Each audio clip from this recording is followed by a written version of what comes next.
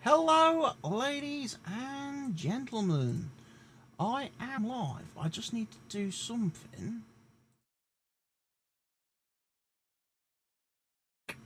We are live. We are on the map. I'm just trying to sort out some performance woes. For some reason, everything seems to be using a hell of a lot of performance-y stuff. I need to turn off that filter as well on the game capture, because I've still got my Hogwarts filters on. There we go. I might leave the colour correction one on, just turn off the LUT, the HDR LUT thing.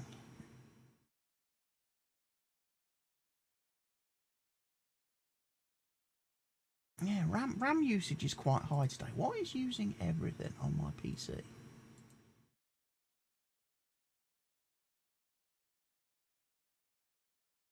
Well, Chrome is. I can probably shut down Chrome. I'm probably not going to need Chrome for the rest of the afternoon while I'm streaming.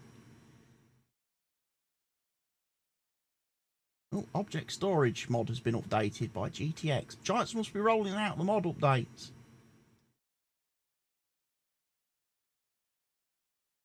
Right, okay, fair enough. Keep an eye on that. Looks like they're rolling out some mod updates. But I'll close Chrome for now.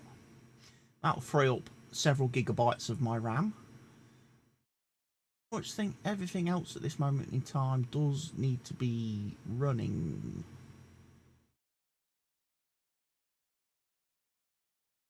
The NVIDIA container thing's running. There apparently is a driver update, and I've done the beta update thing that Mr. Helgi tipped me off about the other day. But apparently there's an actual proper new driver out as well, and I probably need to upgrade to that. Right, it is August the 3rd. We are in game, and we are in the process of, let's have a look. I think we're harvesting sorghum.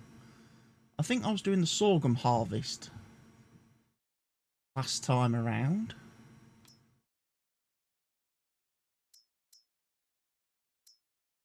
Field 1 has been ploughed or cultivated, which was oilseed. 15's got oilseed now on it. Yeah, we're doing the sorghum harvest over here, aren't we? I believe last week at the end of the stream I was having some issues. I was having some issues with the auto drive mod and the fact that it would not empty my trailer.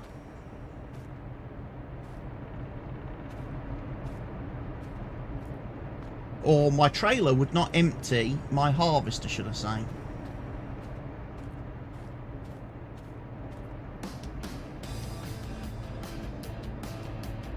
Oh, what is going on with this frame rate?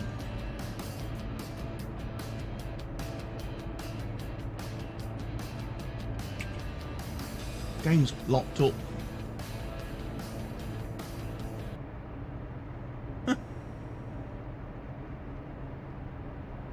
Might be because I've set my camera back to 4K.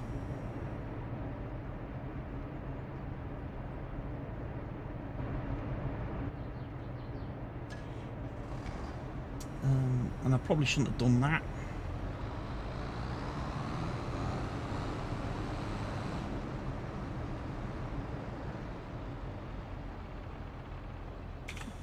What is struggling? Is it the webcam or is it... Because if it's OBS, I don't think I can change.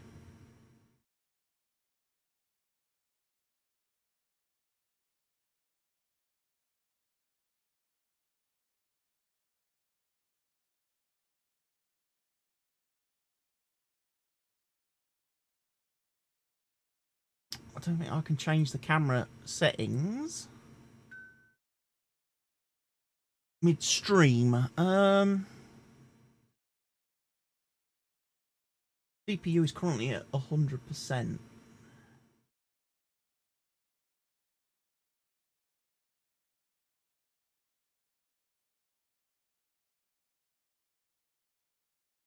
struggling a little bit, I have to say.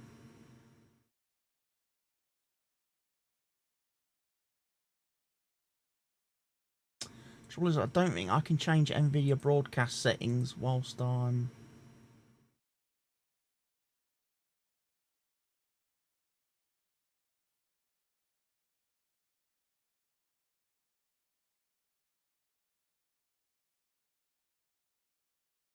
That's probably just broke my camera in there, yeah. No, wrong one.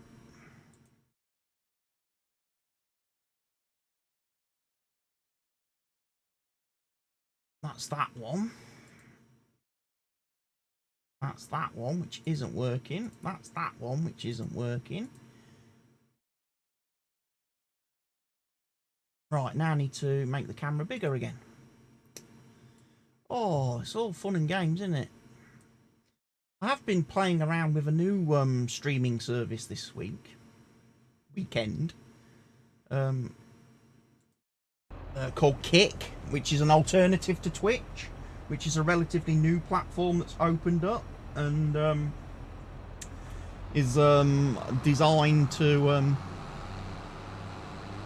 have a little bit more freedom for the creators than what Twitch and other platforms offer, as well as being a little bit more in favour of the creators when it comes to revenue and earnings and stuff. They don't take anywhere near as much of the money that gets from subscribers, donations, etc., as Twitch and the other platforms. In fact, 90% of every sub, donation, etc. on Kick goes to the actual creator and not to the platform. But it's very early days on that platform. It's obviously in a beta stage at the moment, and they are working on adding features all the time. They're going to be releasing the app for it soon, which will make streaming on and viewing content on the system a lot easier. And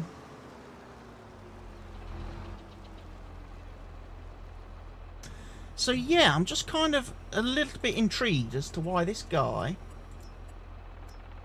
was having his issues last time round.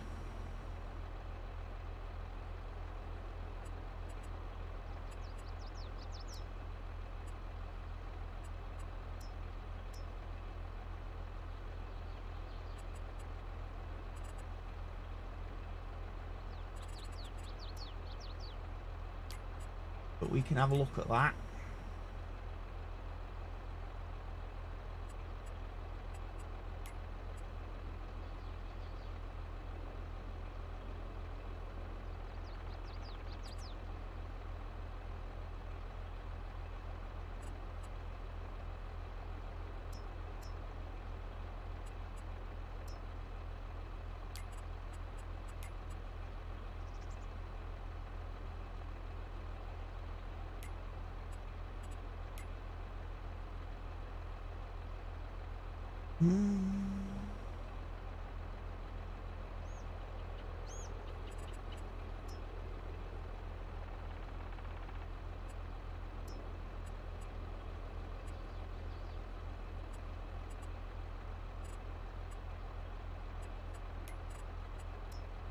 Right.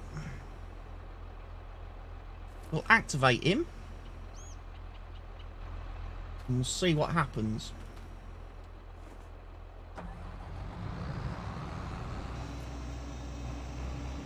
When we go to call this guy in a few minutes' time.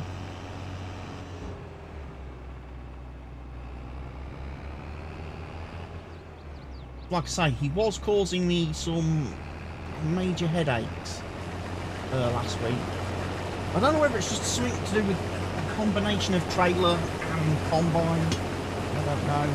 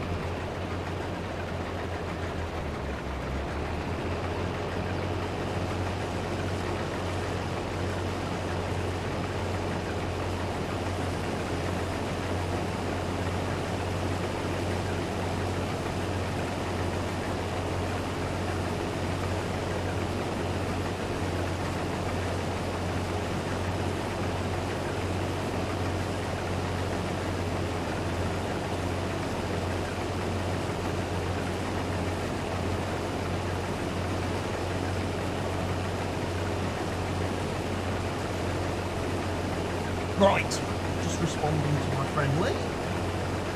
She's been streaming a lot on Kick as well this past weekend, and has just become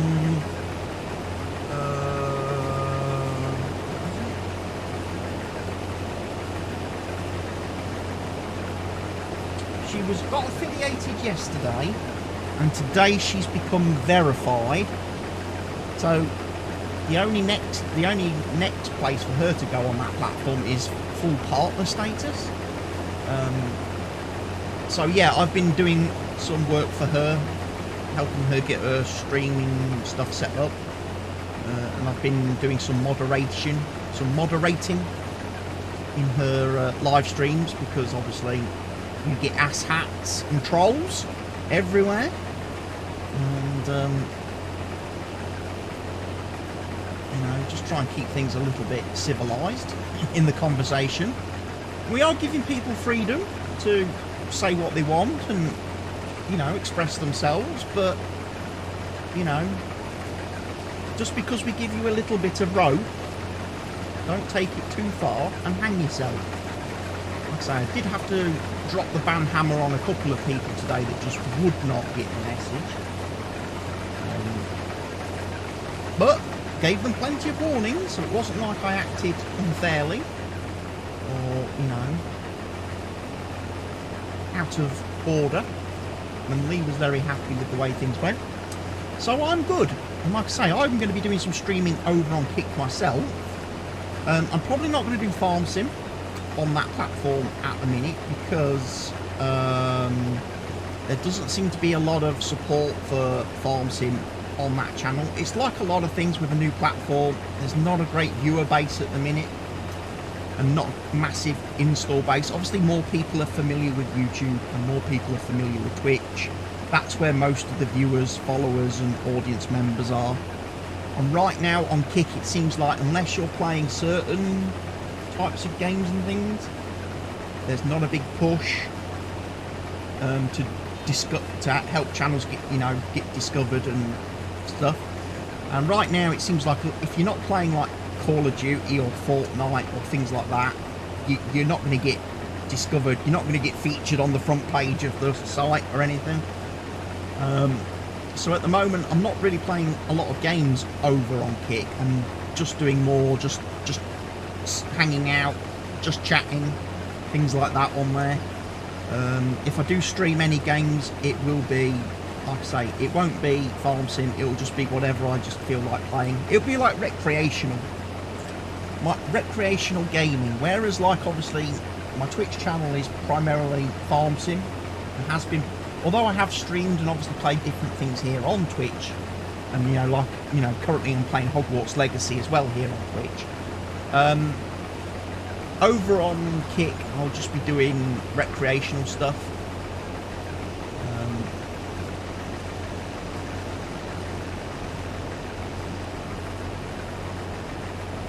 He's found me today. Well done. Although I have just reached the end of the road, mate, so bad timing and all that.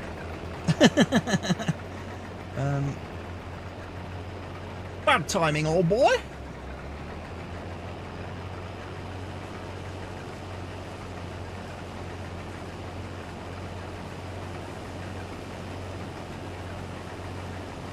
But yeah, going to be doing, obviously do some recreational gaming, stuff that I just play for fun, you know, after I finished a hard day of farm simming. You know. And it might also encourage me to play a few other things, because I get this terrible habit, into this terrible habit, and I'm probably not alone in this. I buy games when they come out because I think, oh yeah, that game's really cool, I want to play that. Oh, I really like that game, I want to play that, you know. So I buy the game, and then it just sits on my Steam list forever. Because I'm playing Farm Sim and I get wrapped up doing everything else. Whereas at least if you know, like I always say, unless I'm streaming, you know, I'm probably not going to play games unless I'm streaming. That's one of the things also that I'm quite bad at, is the fact that normally I'm always doing some kind of content. it's very rare that I just get to sit down and play games these days, just to play games. Yeah, I think maybe Kick would help me, because like I say, if I can stream other things and other games on the platform, it will encourage me to play games that I haven't as yet got round to really playing and spending a lot of time in and putting a lot of time into. But also it might help me get, obviously, my follower count up quicker on Kick, so I can become affiliated with Kick.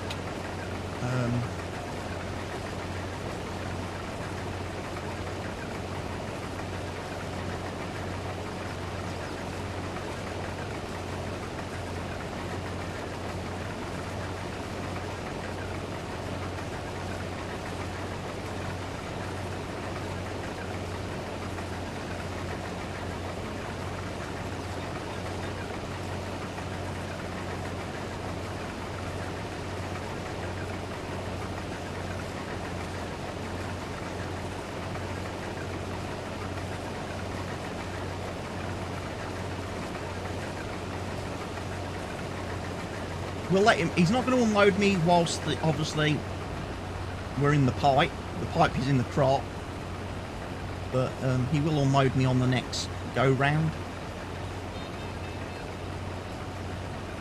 Shouldn't get full.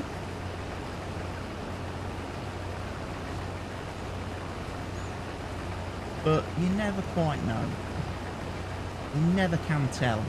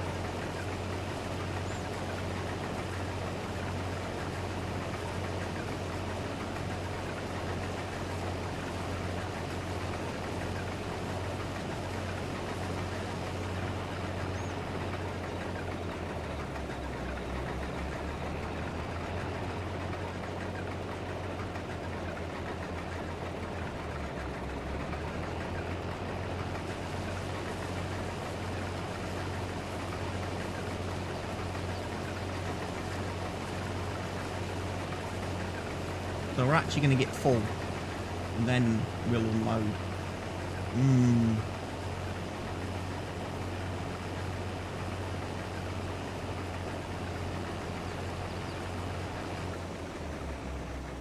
There we go. Pipe out then. Now let's see if this guy will find us, because a lot of the time, I think the problem he was having previously, the unloader, certainly the unloader last week was having the issue that, and he's probably going to have it here actually, where for some reason they just don't turn right here.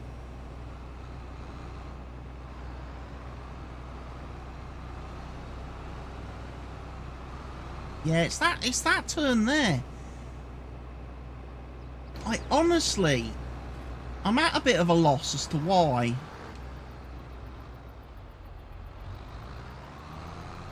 Why the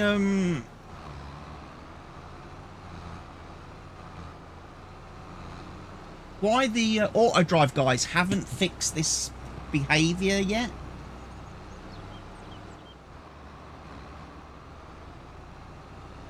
Where if the harvester gets full,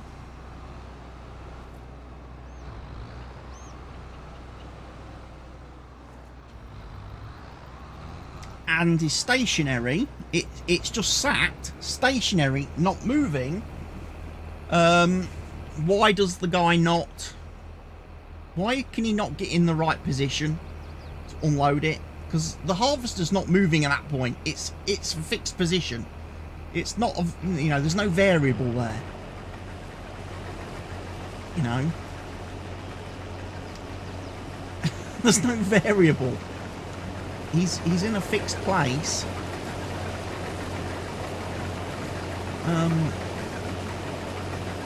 So yeah, I'm a little bit confused. It doesn't make a lot of sense to me, because from my point of view, I would think it's far easier to empty and unload from a static object than it is a moving one. Or in my, you know, brain, at least, I think that's how it works, or that's how it should work.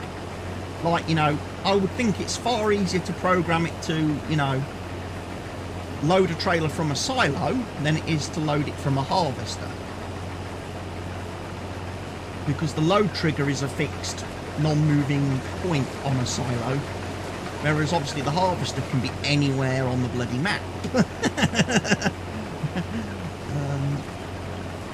But yeah, we don't know these things, do we? That's the key thing. Yeah, the game's taking a little bit of time today. I wonder if it's a shaders thing. Like I say, if there's been a driver update, then chances are it's probably got to update shaders and stuff, which could take a few minutes and clear out the cache. Obviously, there's also been a game update this week. Version 1.9 of Farm Sim has been released, and this is my first time playing the game since the update. And obviously I don't know if there's any mod incompatibilities or anything yet, or anything's not working with the new version of the game, because I have yet to play it. There is supposed to be some new settings to do with performance and stuff. Maybe I should have had a look at those.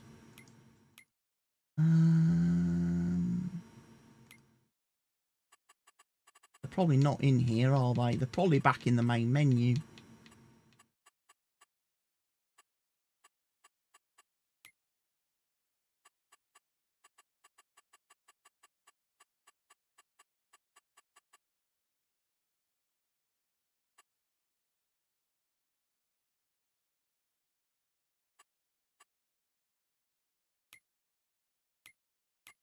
We have got updated versions of Better Contracts as well,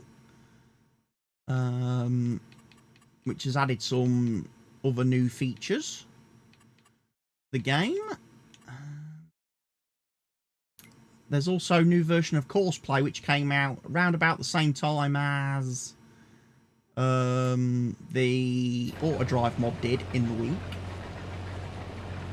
So yeah, so far I've not really had much opportunity to test these things out, because I haven't done any recording this week for YouTube. I was really hoping to have done some recording this morning, but I didn't get time. I was actually going to do a little bit of streaming on Kick earlier before I streamed here, to try and just move one of my Let's Plays on a bit to the point where I'd be ready to start recording. But then I've been interrupted and disrupted, so I need to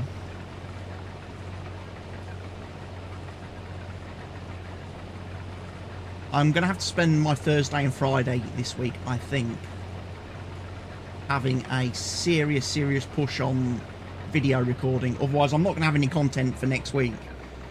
I'm not. I run out of videos on Friday, which I did post about on my YouTube on the community post tab thing. And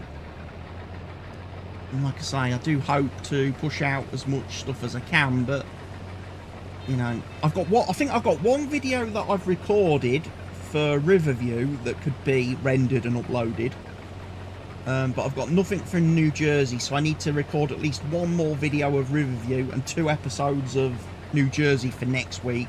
And maybe then say to myself, right, next week, when I've got more or less a full week, barring appointments, go out there and smash the recording and try and get a bunch of stuff, because obviously it's getting to that crazy point where it's going to soon be April in real life. It's soon going to be Easter, and that's going to be obviously more time lost. Oh, dude's going to drive into me.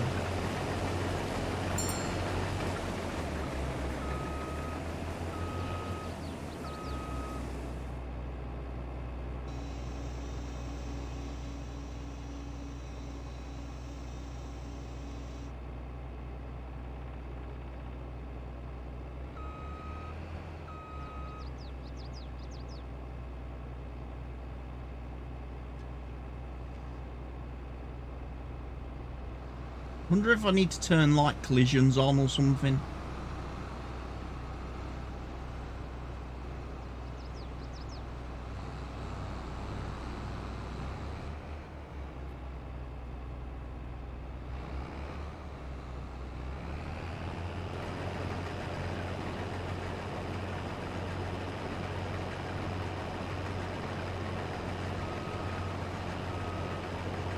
Dude's determined.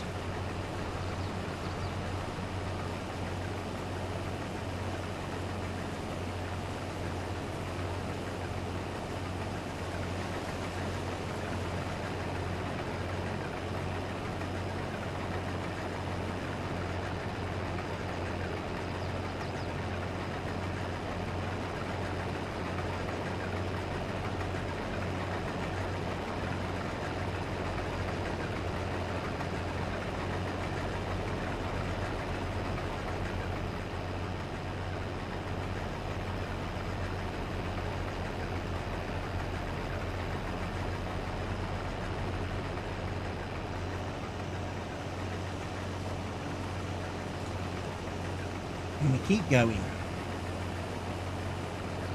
So yeah, big sorghum harvest on this field. Be nice to get that done. Then we've got sugar beets over here, which I assume are going to be ready in a couple of months. Our cotton is nearly ready to harvest, as are our sunflowers, soybeans. So yeah, we're moving through things. Obviously, last week we got all the new productions set up.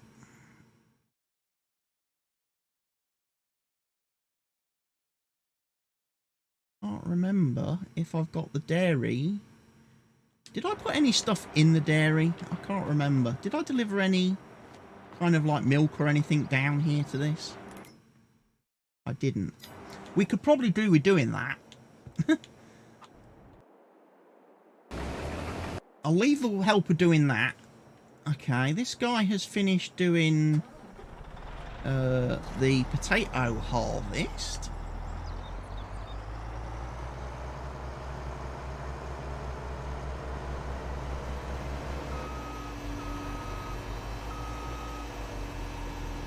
George of the Jungled it, drove into the tree. Right, so let's take this back. We will refuel him, because he will need to do the sugar beet harvest when that's ready.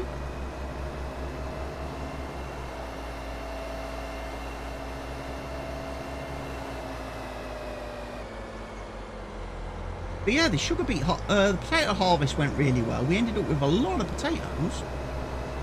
Quite a lot of potatoes. I put a load into the factory building to be turned into chips and fries and crisps and stuff. I chucked a load in the silo as well, and then I think I put a load in the pig food mixer. So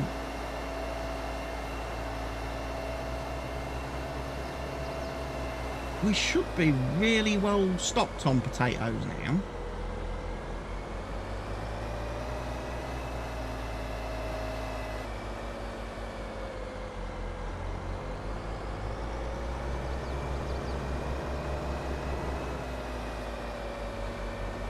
But yes, I will get some fuel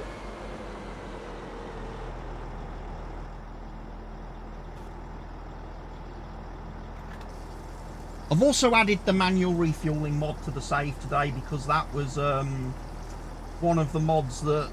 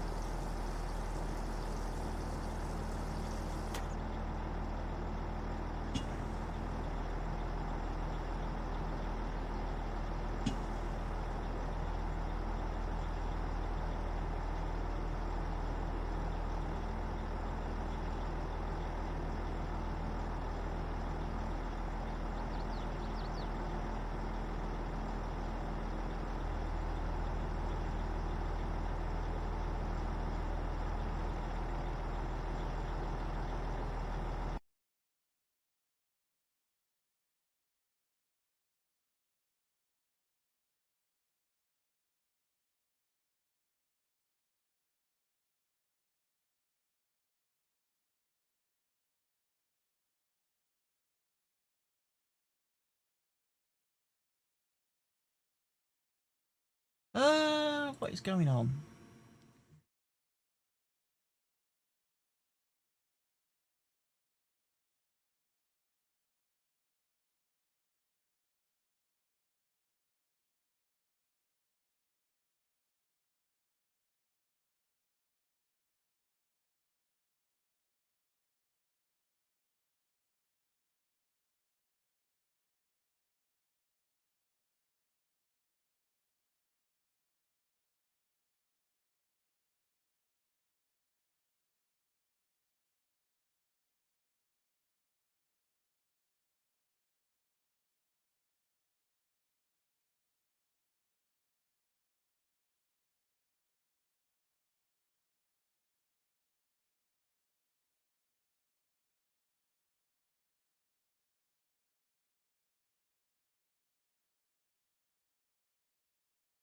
I remember what my Discord name is.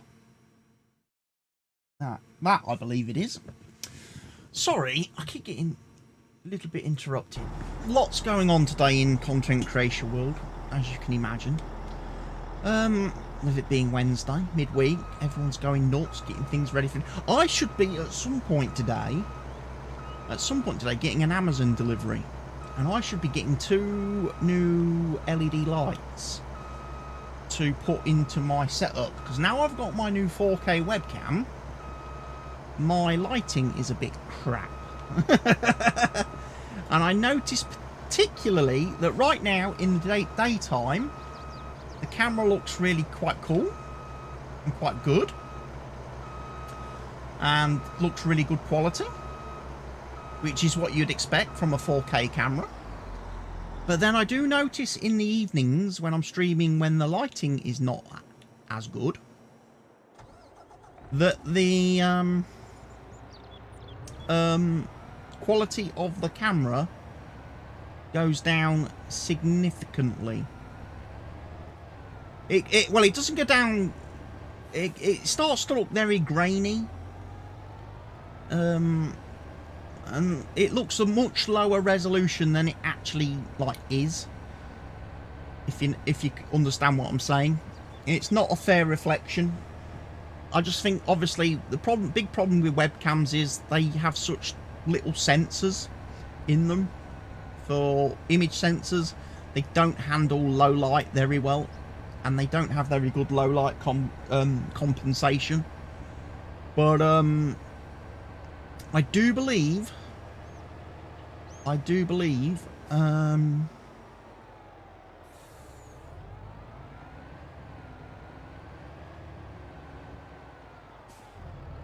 the Elgato actually does have one of the best image sensors. It's got one of the largest. Well, I think it has got the largest image sensor in a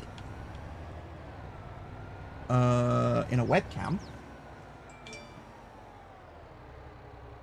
The Leeway has followed me on Twitter. Thank you, Leeway.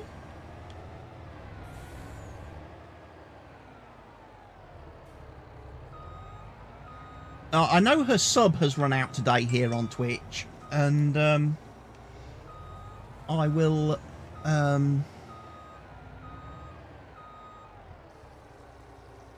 think she's just sent me a link on Twitty-Doodah.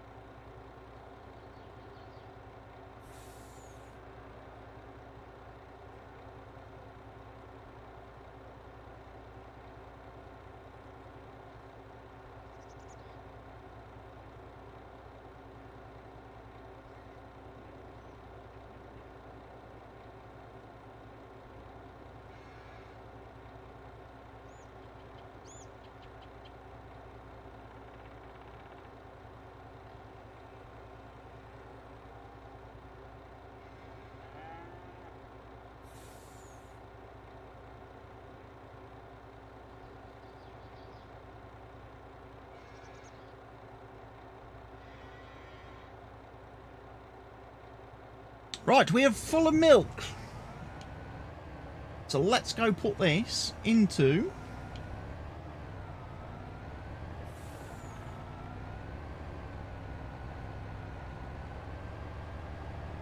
the new dairy, first of all.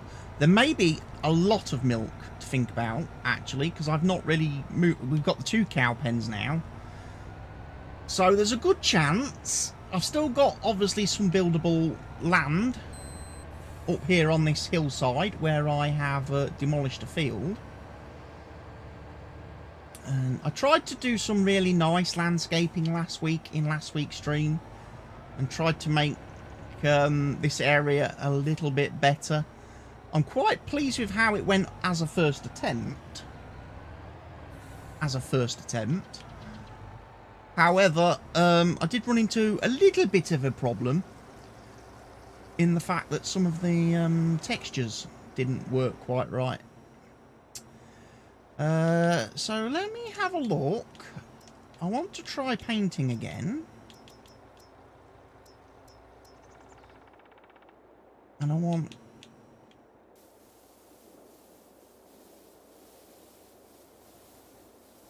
because it wouldn't let me paint that last... because I messed up. Because obviously the camera collision mod gets a bit glitchy.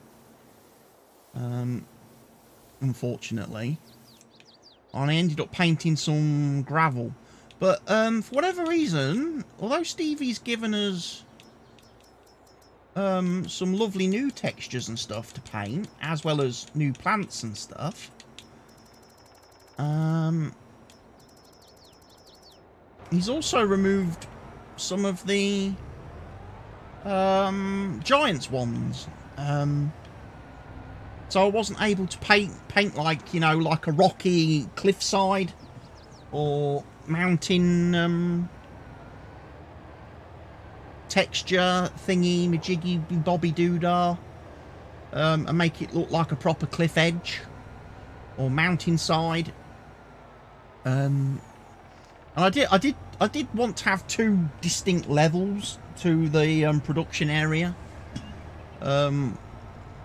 And I wanted, like, where I've got my milk and my sugar factory there to look like they have been placed in an area that was carved out of hillside.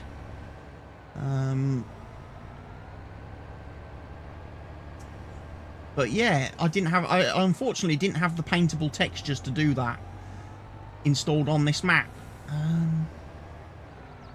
So I had to use the thing, and like I say, you've just seen me. I went with Grass Cliff in the end because that's the only one that really looked a little bit like a rocky kind of output.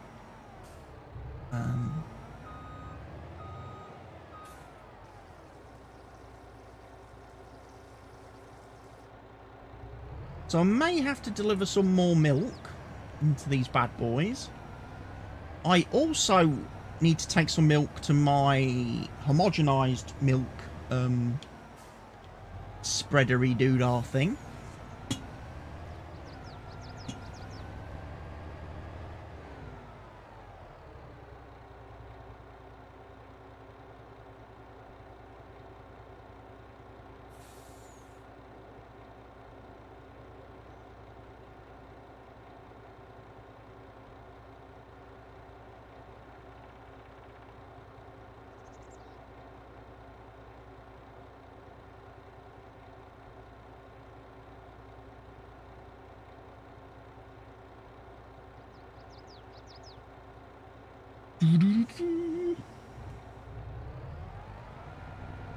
Oh, don't tell me I'm stuck.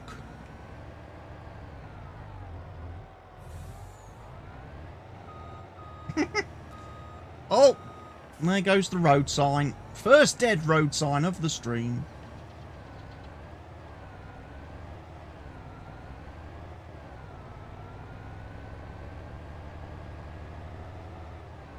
Something's happened down there as well.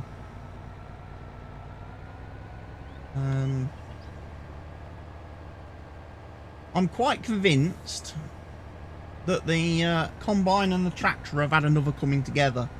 I might have to turn on the tractor's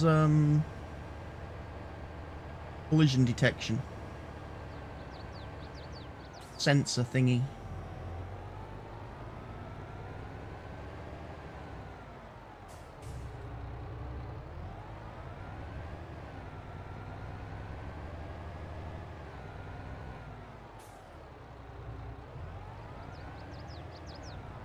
See if that helps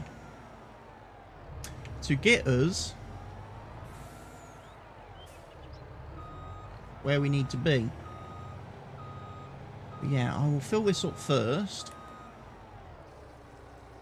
Right, start filling it up. We'll go check. I'm pretty sure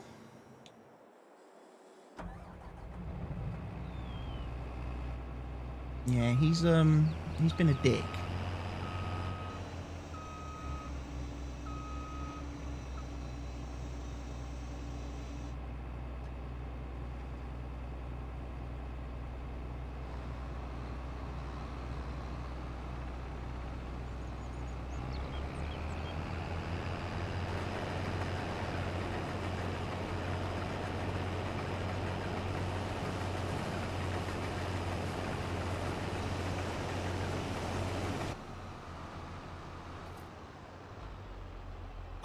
Let me try this again then.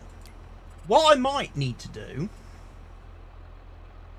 at some point on this save as well, if I remember, is try to set up a harvest route with a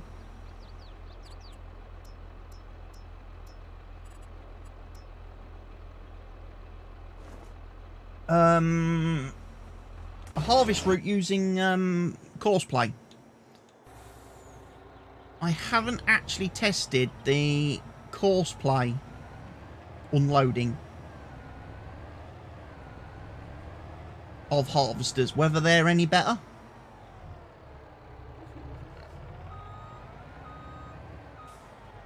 Whether they work.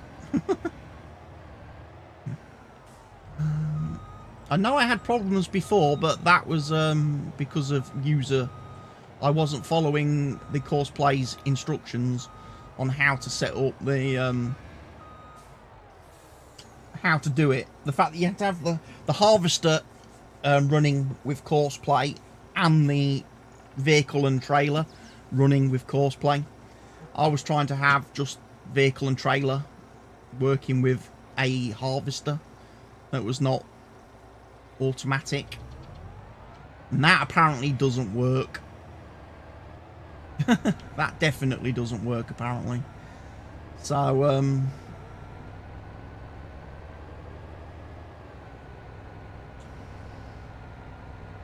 yeah, we'll have to see that. See how that varies, I think. I mean, if it works okay and I get it working, then and it works better than auto drive, I might use it over auto drive.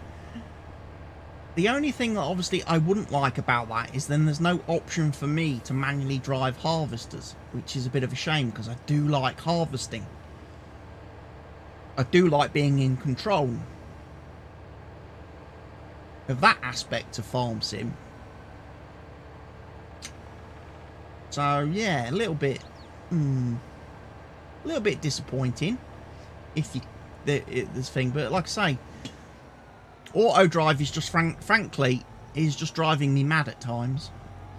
I do love the mod. I do love how useful it can be for a lot of things.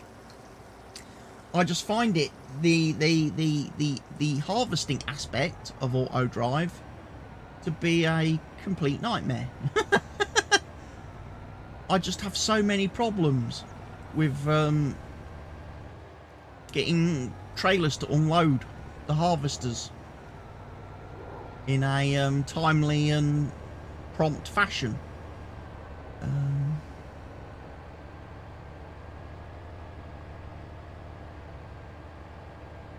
So yeah, have to have a look at that. I think I already filled this, and I think we filled this to capacity, didn't we? I'll double check. It's a bit of a problem when these don't have massive capacities for yeah, they don't. So used to playing with my custom expanded factories and stuff, with their increased production rates and production speeds.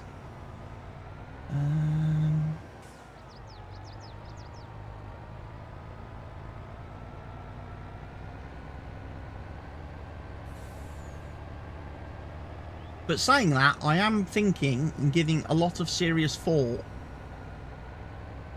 to re-verifying my farm sim installation folder, verifying my files to make sure the game is actually properly, you know, installed correctly. Because that's the only thing I can think that causes me to have that performance lag, CPU drop thing that I get mid-session. Because Farm Sim is the only game after I reinstalled Windows on my PC that I never reinstalled, because it was already installed on a completely separate drive on my PC. I just relinked it.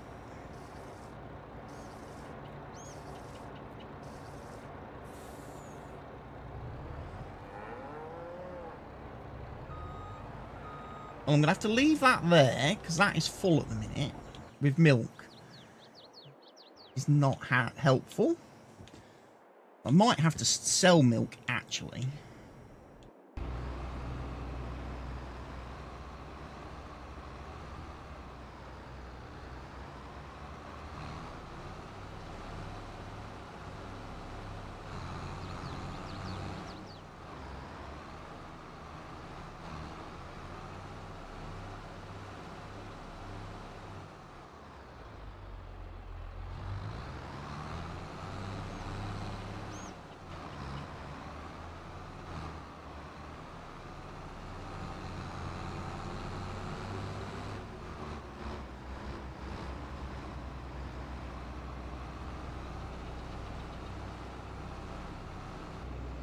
He's going to struggle.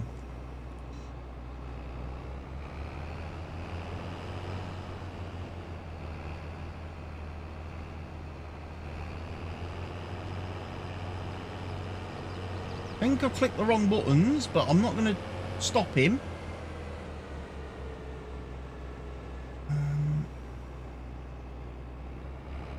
Because otherwise, what will happen is he'll cause crop destruction.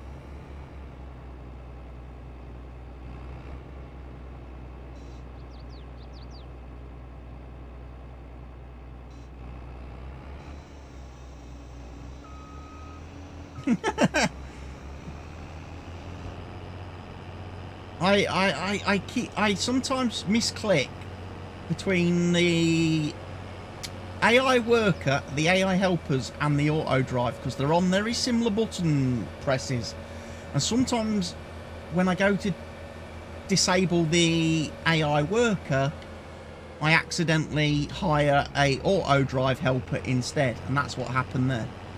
He went driving off.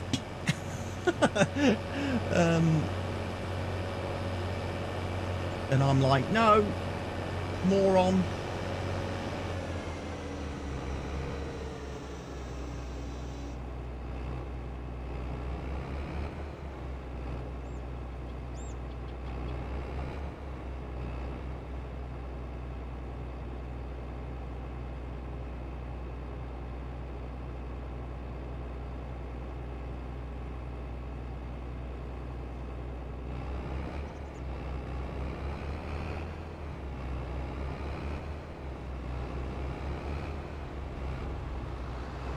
He still seems to be quite obsessed with wanting to drive into the harvester.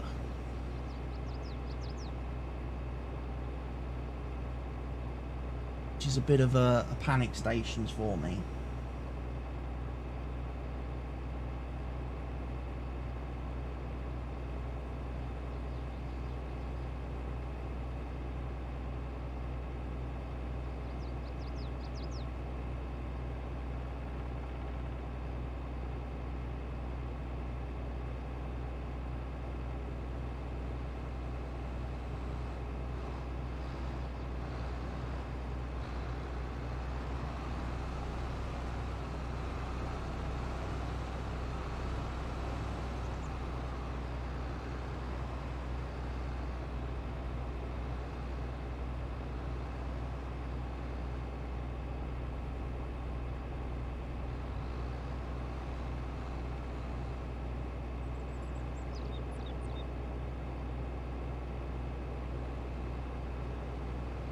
Is he doing that? Is this guy got a problem? Not that guy. I think it's this guy that's got the... For some reason, I don't think he quite knows where the pipe should be. And I think that's why I previously...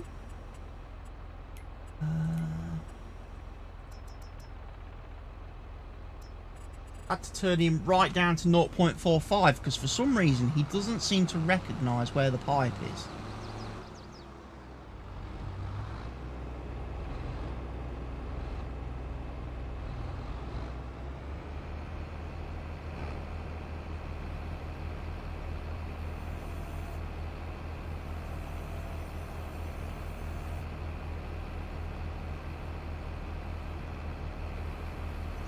I'll just angle that nozzle down a bit as well, see if that helps him to make any kind of better life choice.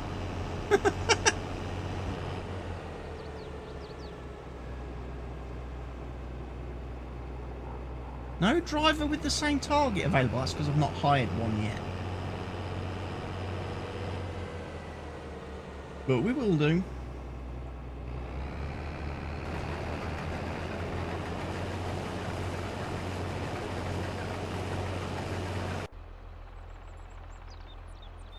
So now it should, yeah, now the error's cleared, look. Yeah, we'll see. He's nearly full, so he should be on it. I guess then we need to mulch this field, don't we?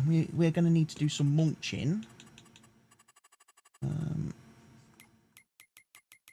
Pretty certain I've not bought a mulcher before. We've got a mulcher at the farm, I've just not used it.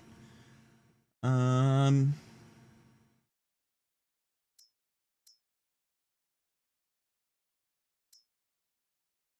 we don't need to do any ploughing or any lime spreading or anything like that. So that's okay. So yeah, it's just a case of let's go get a tractor.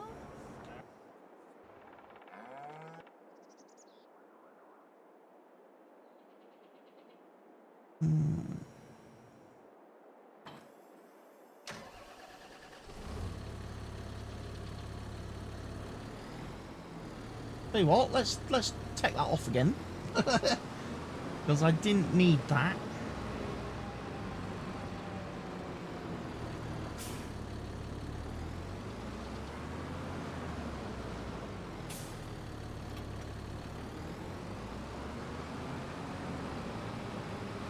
And instead we'll take our little mulcher man.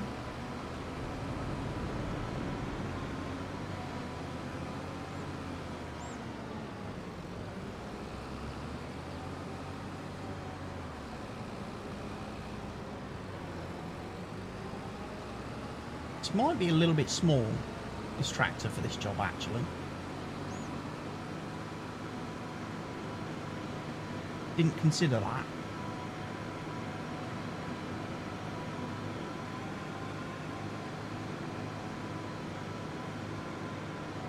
I also probably should have folded it before transporting it. Yeah, the wheels are, even though I've got a front weight on this tractor, this mulcher seems fairly heavy. I should have used a slightly bigger tractor. Right, let's have a look at some things then, because Courseplay apparently has got some new global settings as well. Stop harvesters whilst it's raining is now an option in Courseplay that you can enable or disable, depending on your preference.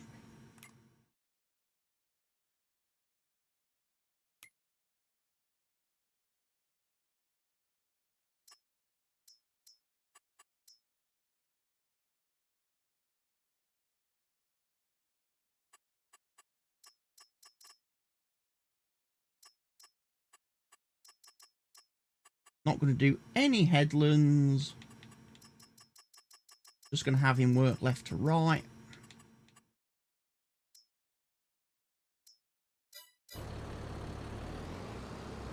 That'll be fine. You're on first waypoint. Off you go.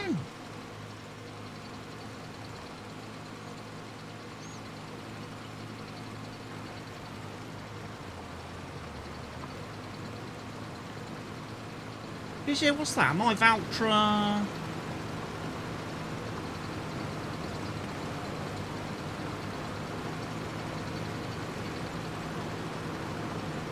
Don't see a model number on it anywhere.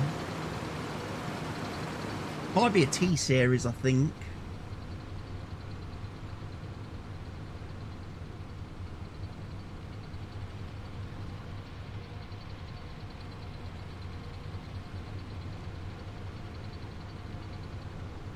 I'm sure I've got two. I've got a Q series, and I'm pretty sure, yeah, I've got the T255T, which I thought was this one.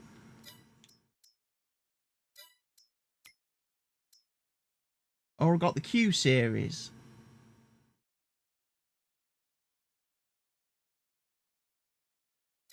Which are both about the same.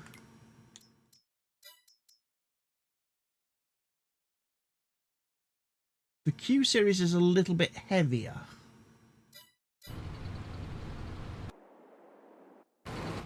Yeah, I'm in the T series. Probably should have used the Q. But I think the Q series is my...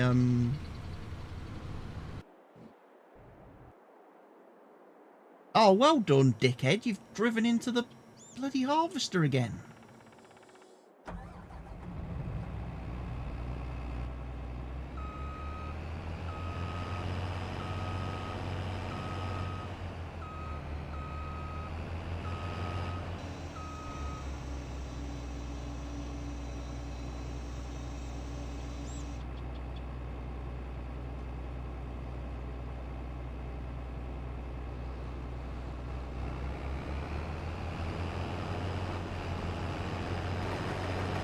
Guy's a plum.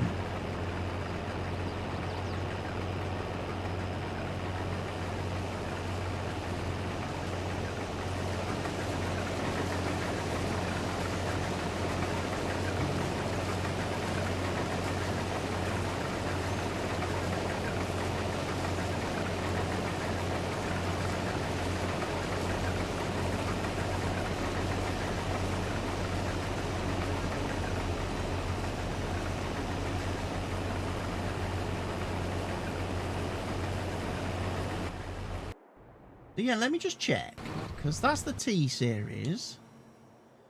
The Q series, my great big, massively heavy, ultra powerful tractor is actually in charge of my herbicide spraying.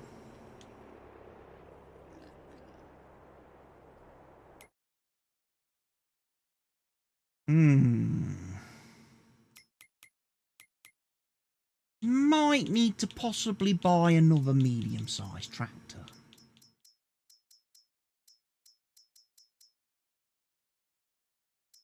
I'm going to need a cotton harvester fairly soon as well.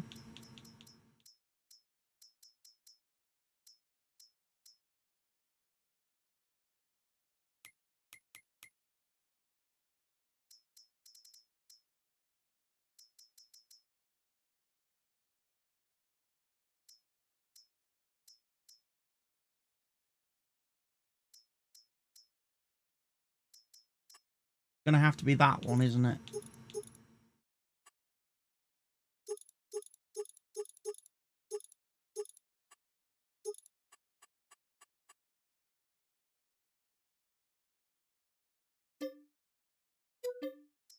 Goodbye, money. Goodbye, money.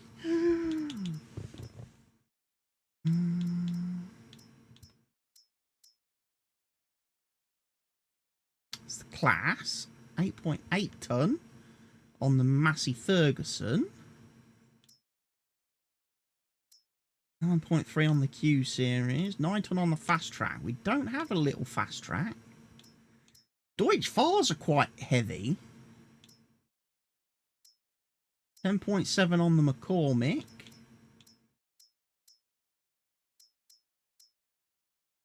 $10.8 on the Case Optum. Don't have one of them.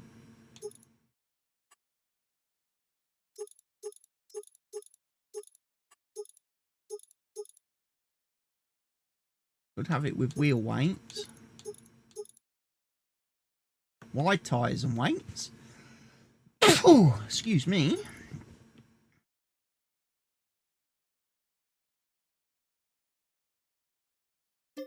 Yeah, I'll have one of them.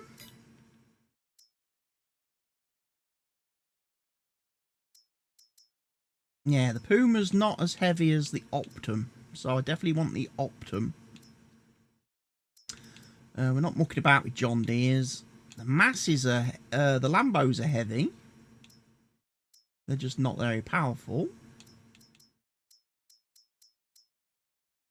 Now we've got the Lando. No, you see the series, the Deutsch Fars would be very good.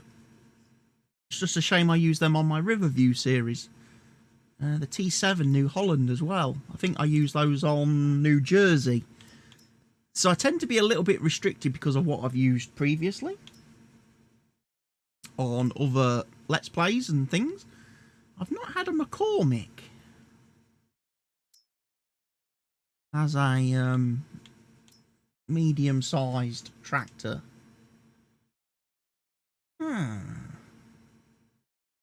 Maybe I bear that in mind for a future Let's Play.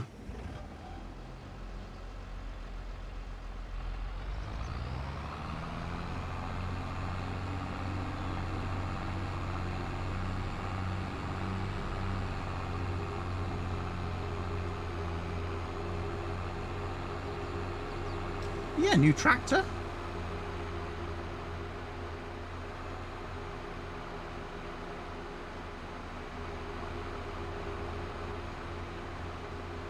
Trailer is full.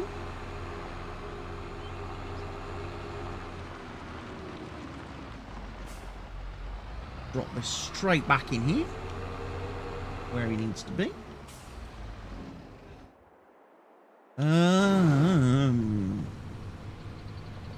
Yeah, mulching is going okay. Mulching's going better than harvesting, I would think.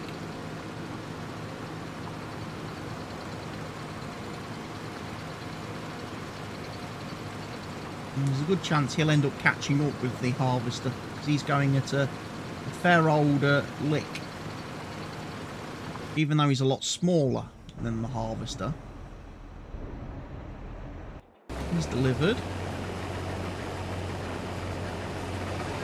He's still going. So we are nearly approaching the end of today, August 3rd here. We're nearly approaching things. We'll obviously have August 4th to do and August 5th. Like I say, hopefully get this field prepped. Get oilseed put on it ready for the winter.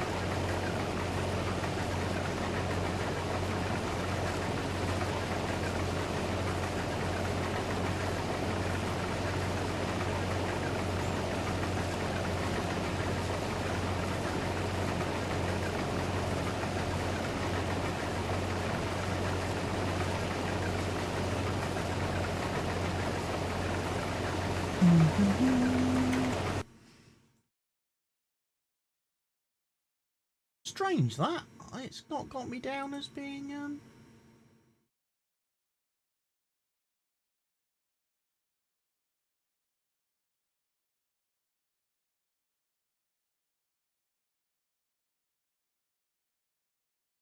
There we go.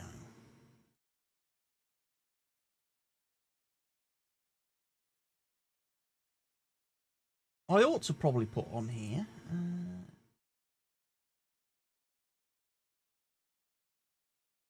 I can't, because I'll have to turn that off again. Can I?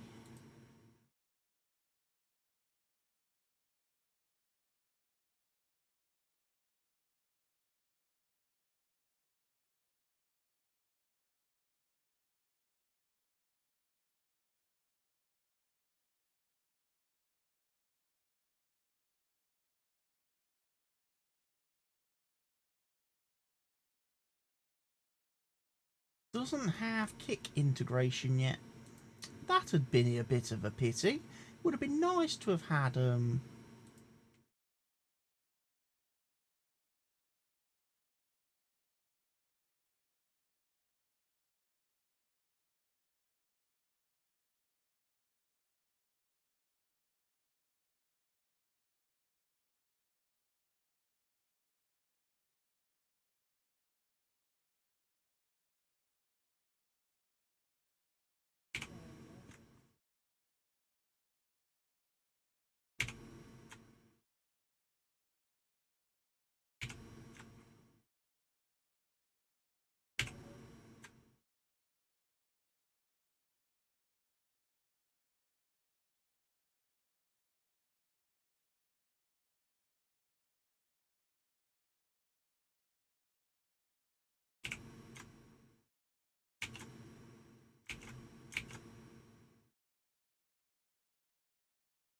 keyboard is working, isn't it? Yes.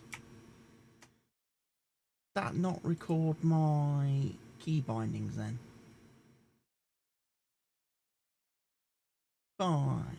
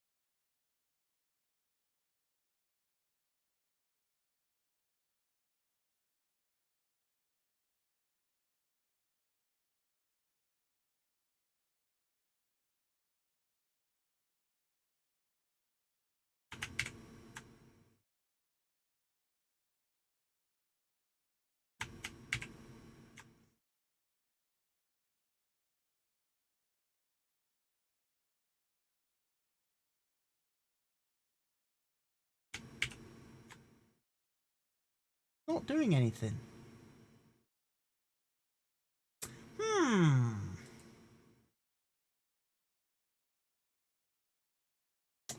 Maybe I can't do it at the moment. Hello, Lee! There I am, here I am, yeah, sorry. I'm not streaming on this on Kick because I need to be able to download the video after I finish streaming. Which is the one thing I can't do on Kick at the minute with any of my streams, which makes it a little bit difficult. But yes, here I am. Here I am. I'm gonna have a chocky hobnob now you're here. It was like a needle in a haystack.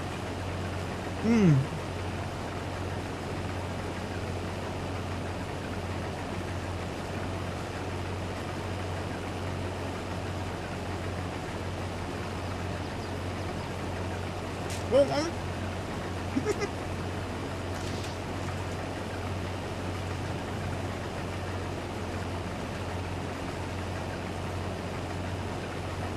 that won't be good for your fitness streams, Lee.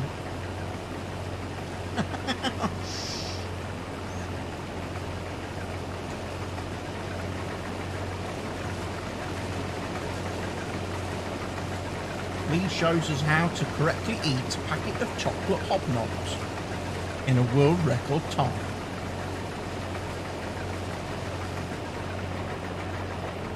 Millions of viewers on that stream.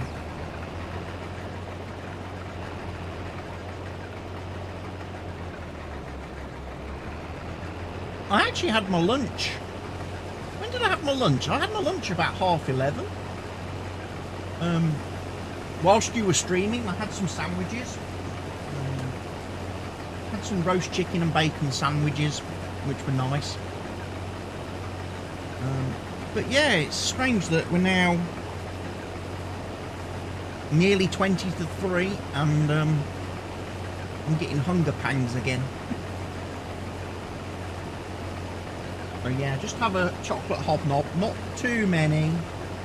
The Leeway just cheered 200 bits. Thank you, Lee, for the excellent cheer there. Most appreciated, most welcome. Thank you for that. Like I say, I will be back on Kick this evening after I've had some dinner and stuff. Just to be present and keep taking little steps along the journey.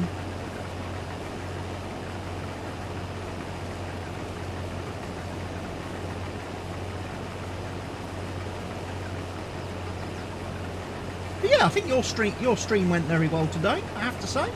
A lot of people, a lot of positive people in the chat, a lot of nice people in the chat. I'm pleased. I'm really pleased for you. If you're like me, I don't do change. It's not so much that I don't do change, it's just that it's just obviously at the minute for me, I don't really fit in with the Kick universe because of what I stream and what I do. It doesn't kind of have a place. Doesn't really have a place on that platform, you know.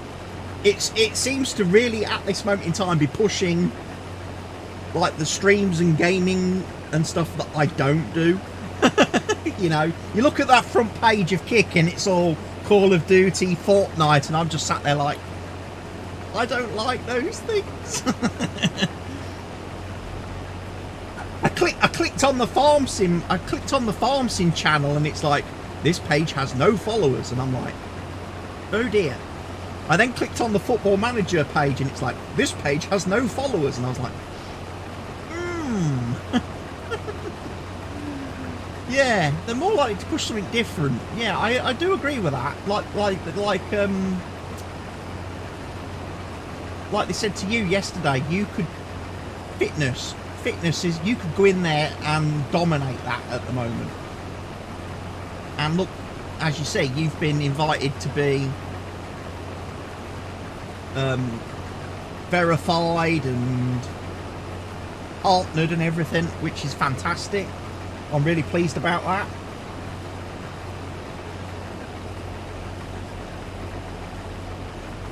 So yeah, it's obviously a bit of a, it's a lot of an undertaking. Because as I was saying here on my stream earlier, when I first started, I was talking about the fact that I've been doing some streams on Kick.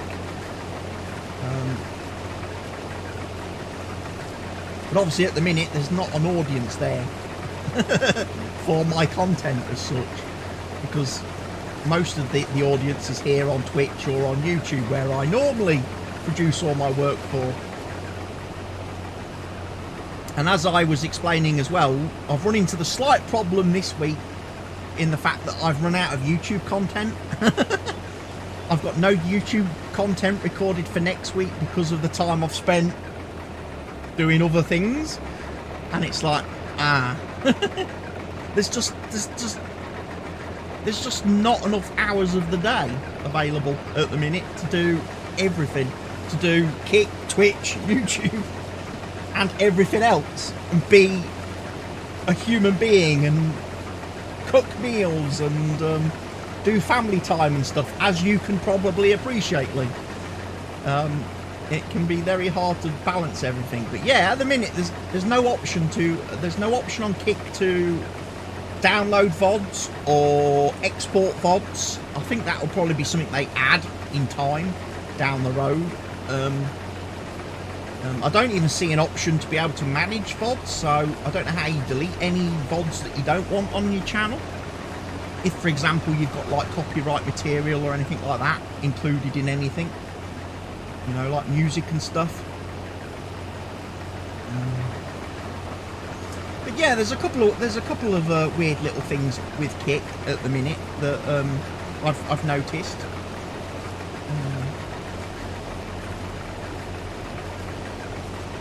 You might be able to download your videos. It might be a setting then that's only applicable to affiliates or verified streamers. It might not be available to me as an option, because obviously I'm not. It's probably some kind of tier reward thing.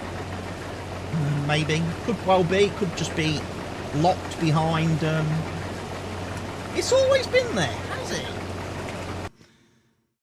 Maybe maybe your attention to detail at this point is greater than mine. Really? Is my attention to detail failing me again?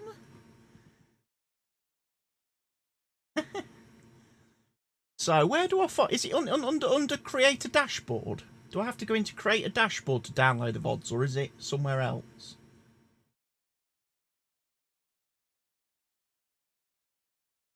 Stream, achievements, community, moderators, badges, emotes, profile, on there, security, notifications.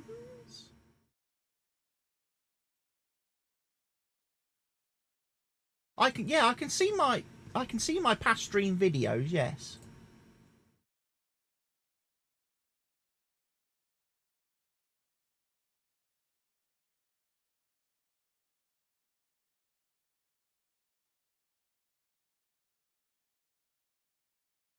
So I'm just looking at the just chatting one from last night.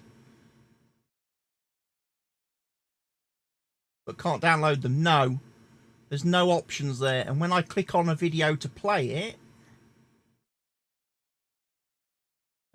all I can do is share a link to the video via Facebook, Twitter, or URL, so I don't have the option to do any downloading at the minute.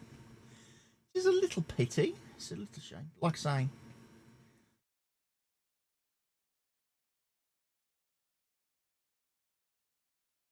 that's no problem, yeah. As I say, it could well be that it's something that is only available once you've become affiliated or something. I can't remember whether I could download videos on Twitch before I was affiliated, because I never used to do it. I never used to highlight videos or keep broadcasts on Twitch after I'd finished streaming. So it was never really an issue.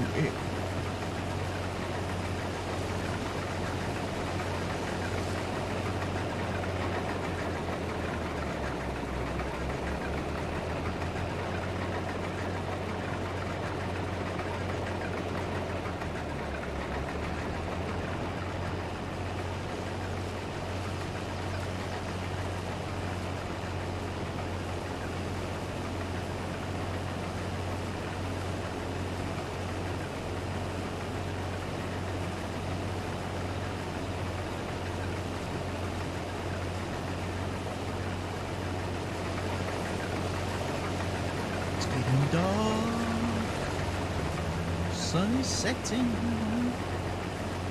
on this late August afternoon. I ought to go move that cotton harvester, didn't I? While that fella's there. Oh yeah.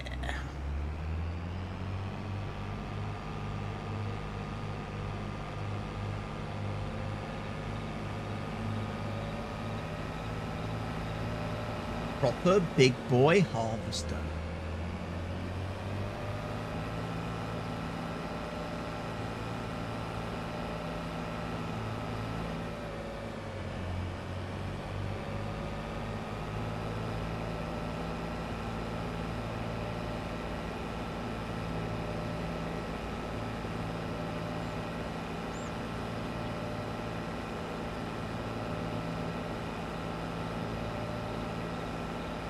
Can I create a clip? No. I don't see an option. Clips. If I click on clips, all I get is views, an option to change views, likes and date, but I get nothing on the videos page. Recent broadcast page, should I say, that allows me to do any clip creation.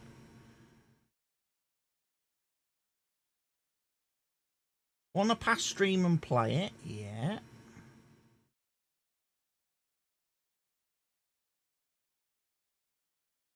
Create a clip. Do I have to create a clip of the whole thing? You cannot create a clip at this time, it says. Oh.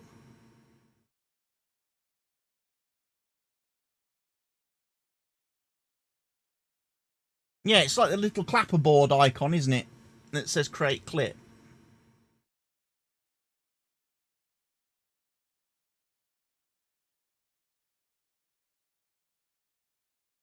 Yeah, when I click that, it just comes up saying you cannot create a clip at this time. I wonder if that's something that can only be done live when you're actually live streaming, a bit like on Twitch, where it creates like a 30-second video. Be me nice and live here on the It's not to worry. It's not to worry, because like I was saying earlier, I wouldn't be too worried about exporting videos and VODs for from Kick at the moment, because I just plan to do recreational gaming on Kick.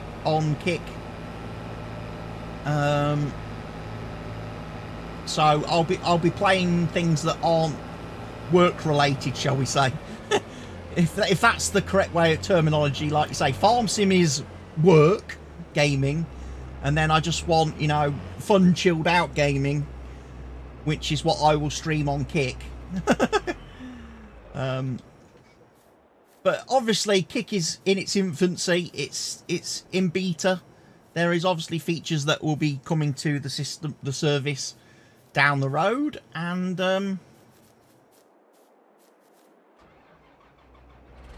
videos and stuff will video downloading, VOD management and stuff will probably be something that comes in time when they're more, like you say, more up and running.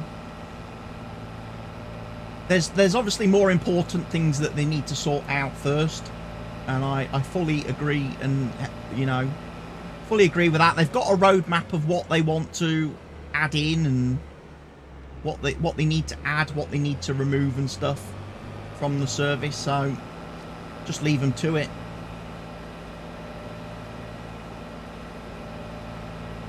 But yeah, there's obviously a few little things that need to get ironed out much quicker.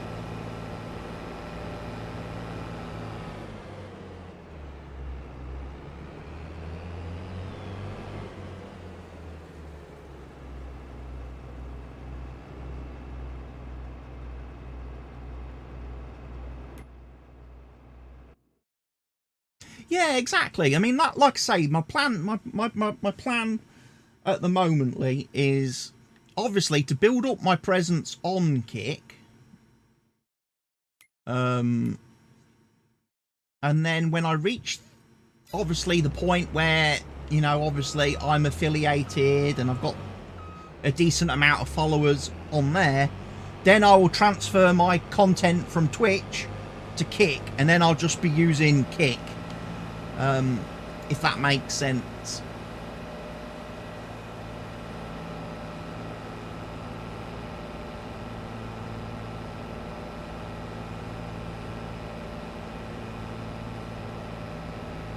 And I think that'll be better.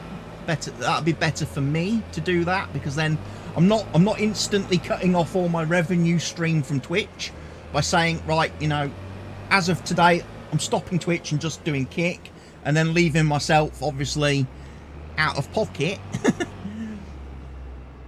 And at the same time, as I was saying in today's stream, by doing recreational gaming on Kick for the time being, it means I might actually finally get round to playing some of the games on my computer that I haven't played, that I've bought and never played because I'm always too busy working and doing farm sim doing farm sim stuff, you know. So it might give me a chance to play things that I haven't yet played, that I wanted to play at some point.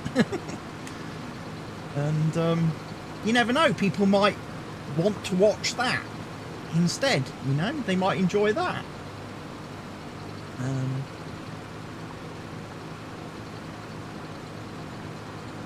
I go into the unknown world of Kick, where there are no certainties or guarantees. But it's exciting. It's exciting to discover things on that platform. And see what happens.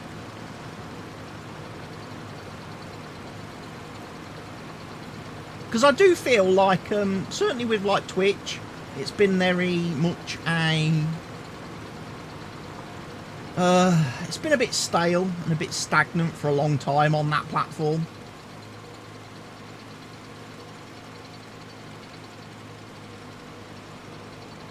And I don't think there's a lot of help from Twitch to try and get creators discovered and established. They seem to have their favourite people and creators that they just want to push all the time. And like I was saying the other day, there's like a barrier system, and you know, it's a bit like, well, I think the term is there's a glass ceiling, isn't there? And you come up against it, but you can never break through it because they don't allow it. And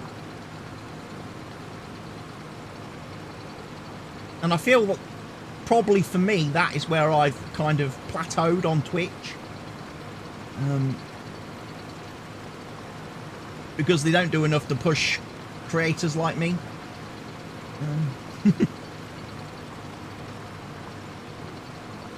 So you know, a new platform might be perfect for me.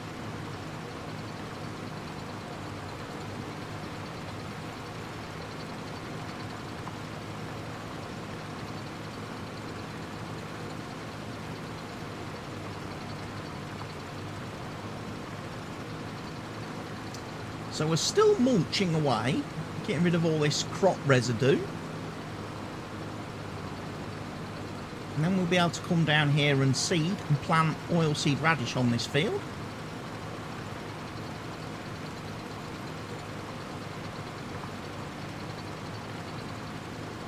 We're definitely moving towards the end of the current season and the end of the current year on the map. We made a lot of progress this year. We've done a lot of things.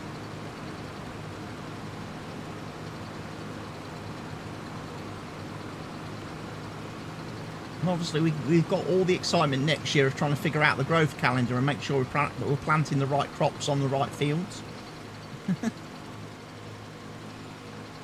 Seeing if the growth calendar kind of restricts me a little bit. And stagnates some of my productions, because if I can't plant the items that I need.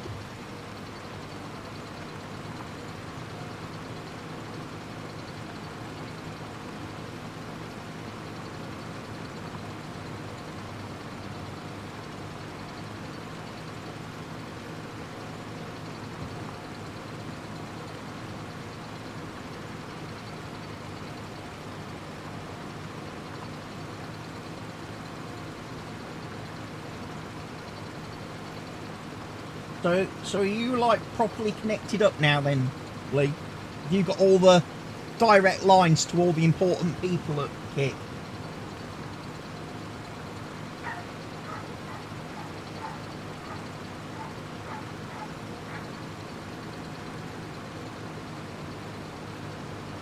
That might be my Amazon delivery.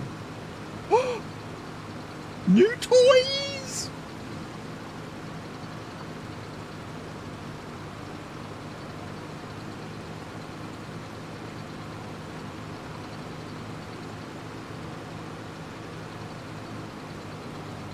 New prezzies.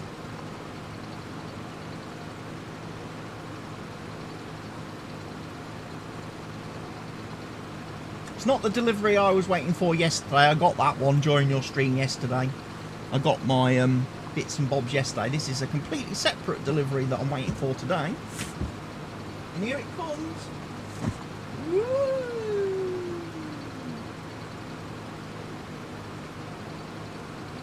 I'm surprised she brought that up to me. She doesn't normally do nice things. She normally doesn't do nice things for me, she doesn't. That was my little sister, by the way. You may have just seen her blurry in the background there.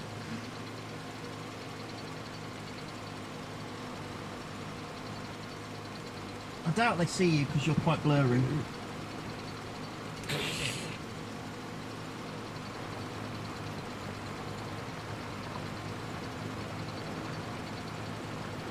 Okay. That's not like her either. Normally she's very anti-cameras.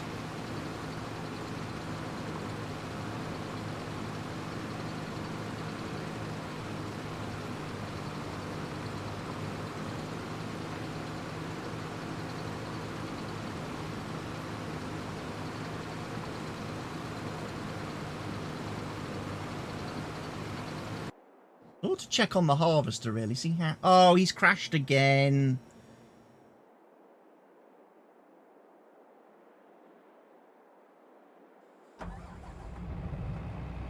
Keeps crashing into the harvester. He's not got any more intelligent, despite updating the mod. Oh, tell you what, we're nearly out of fuel. That was the out of fuel beep from the harvester there.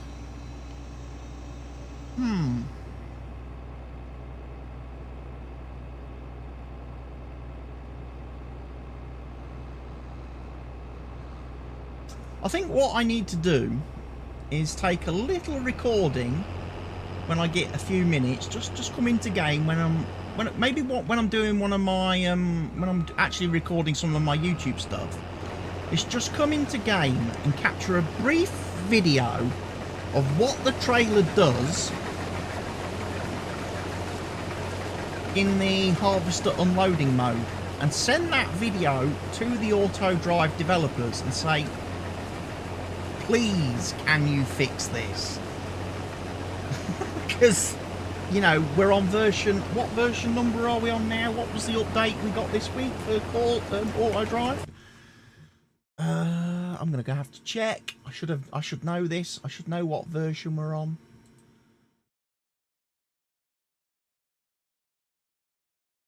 Bum, bum, bum.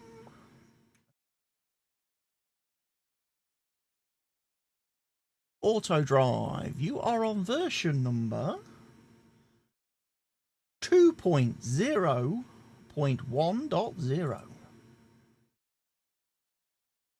And that is on the GitHub, of course, because Auto Drive is not yet available on the Mod Hub. I don't think.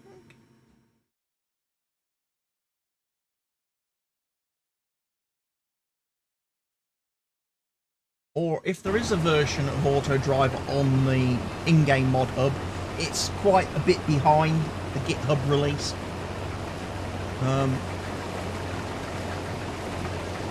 Again, I typically always say to anybody playing Farming Simulator, if you're using mods and things like script mods, you're best off looking for the mod authors pages, because typically they're going to be more up to date than obviously the mod hub versions, because it's easier for the mod authors to push an update out to their own platform than it is to go through the whole Giants testing process and get Giants to release it on their own mod hub.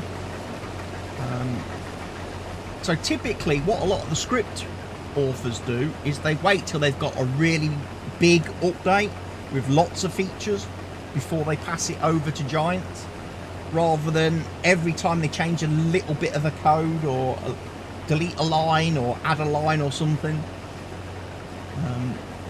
Because obviously, A, that clutters up Giants testing, especially if you're frequently updating. So a bit like Courseplay, who seem to bring out a new version every week, that would clog up Giants testing queue.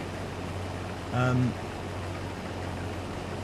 then it's still going to be out of date anyway. So yeah, they probably wait until they've got a major incremental update, rather than the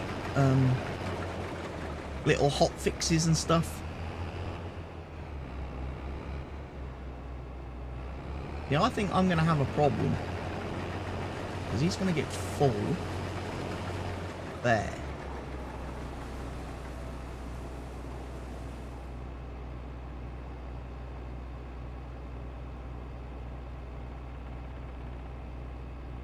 We'll see if he unloads me. He might not. He's actually far enough back this time that he's actually got room to put himself in the right place.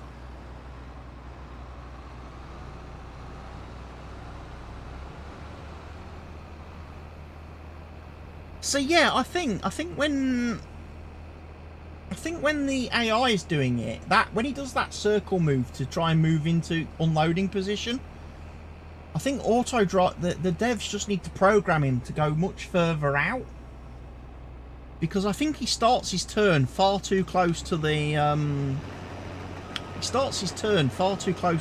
harvester, and then he can't get the pipe positioned for unloading.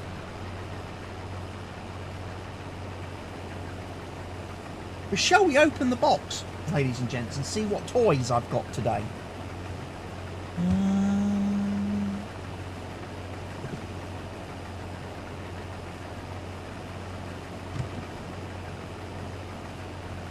I thought I had some skizzers. Where's my skizzers gone? There's my skizzers. Oh.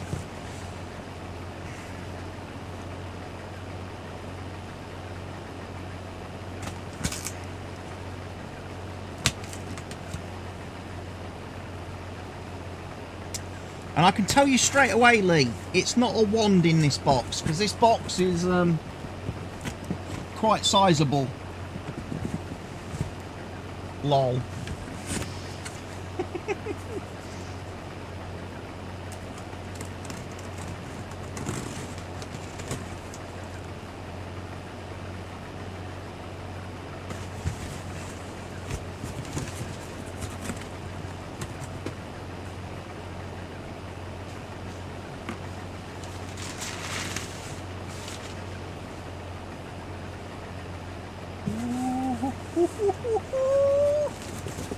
I'll tip it up so you can see.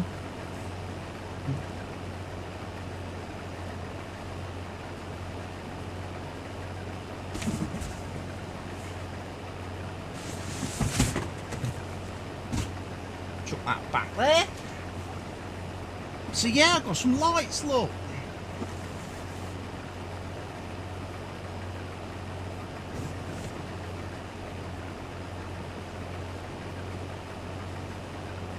There is 2 in there, which is good. I was a little bit worried that they'd only sent me 1.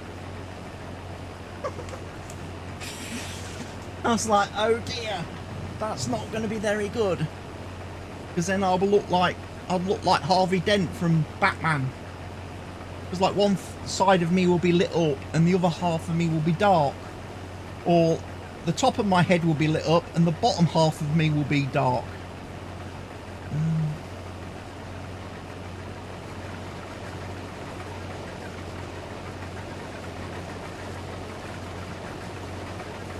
So yeah, I'll have to get those set up sometime.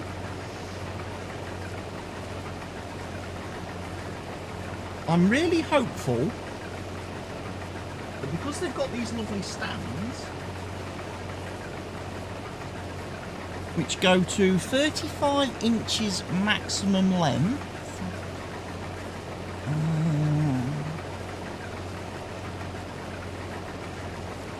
did have a tape measure somewhere.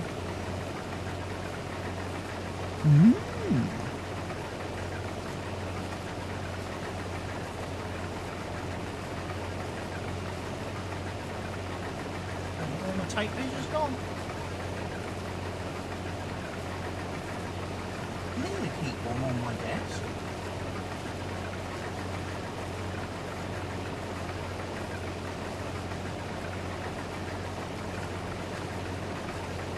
For measuring computery things.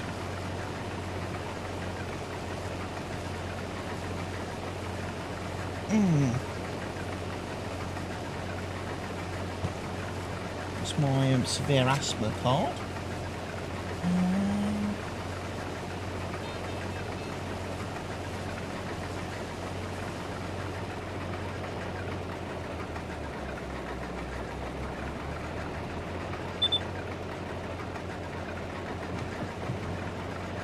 Sure it's around here somewhere.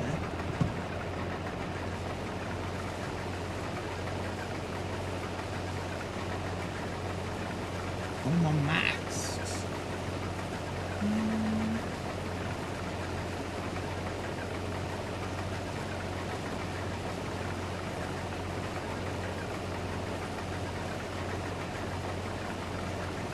I don't know. I've lost my tape measure.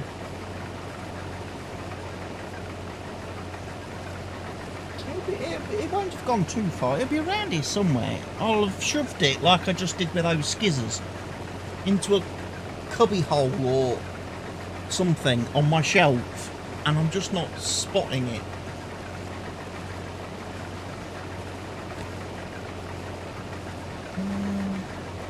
I thought it used to be on that shelf behind the microphone, but I can't see it. Sorry,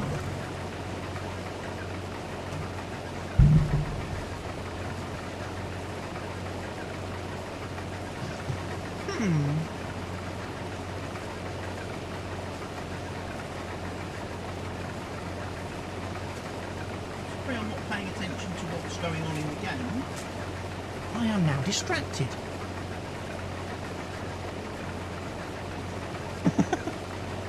I'm now very, very distracted.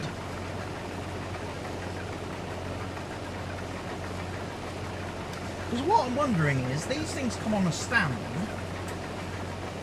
that has a maximum extension of 35 inches,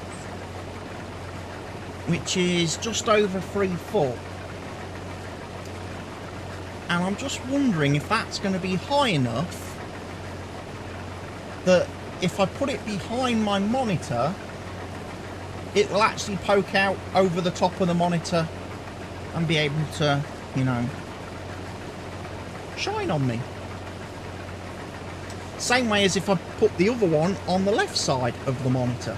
So basically, I want them at corners of my desk, illuminating me equally from both sides, so that no matter what time of the day or night I choose to stream or record content, I'm going to look as good as I do now, I hope. Because like I say, I did notice with a couple of my evening streams and some of my evening recordings that I've been doing, the camera does tend to go a little bit grainy when there's not a lot of light hitting it.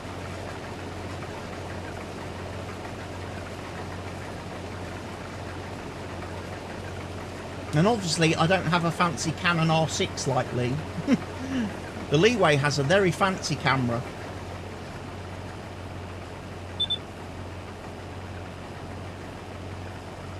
She does.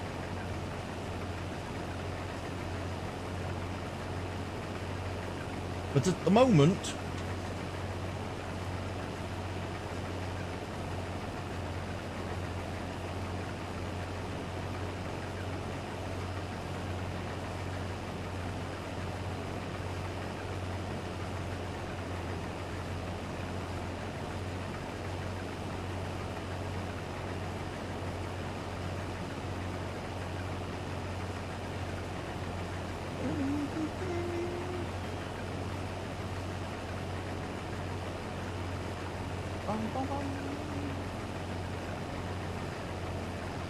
oh, we've got full. Let's just spin him round.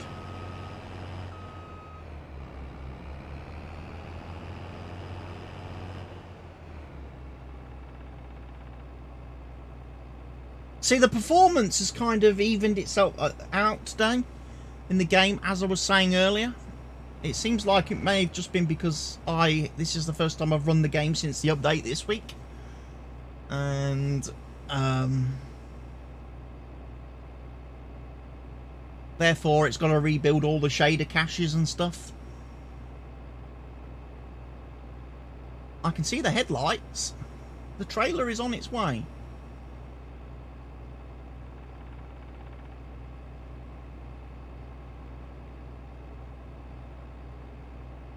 I am really hopeful that I can get that tiny little strip of the field done in a minute, and then we can go get the harvester back to the field, back to the farm should I say, and we can get some fuel.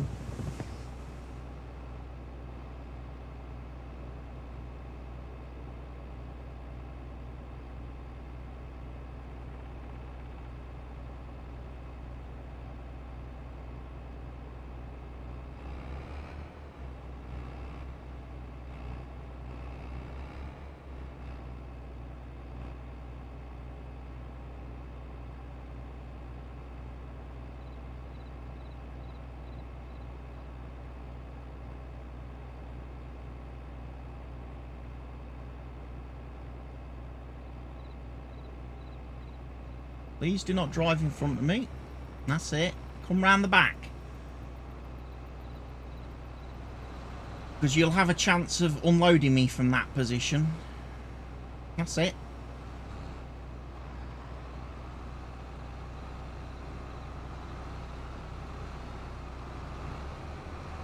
There we go. Thank you, Mr. Unloader Man.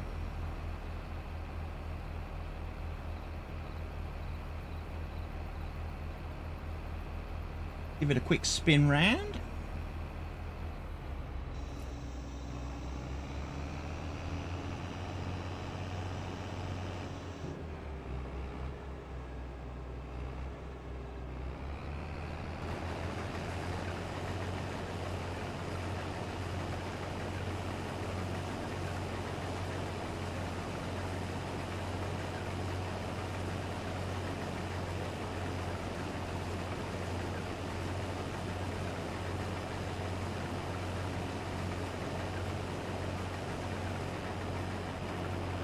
Right, we're nearly done.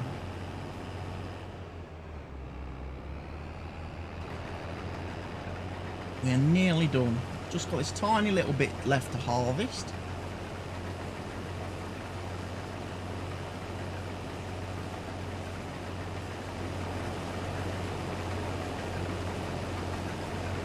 I might be a little bit cheeky then. Rather than unload the harvester and wait for the trailer to muck about, I might just drop the header, chuck it on the back of the harvester and take the harvester straight back to the farm. And then what I can do from there...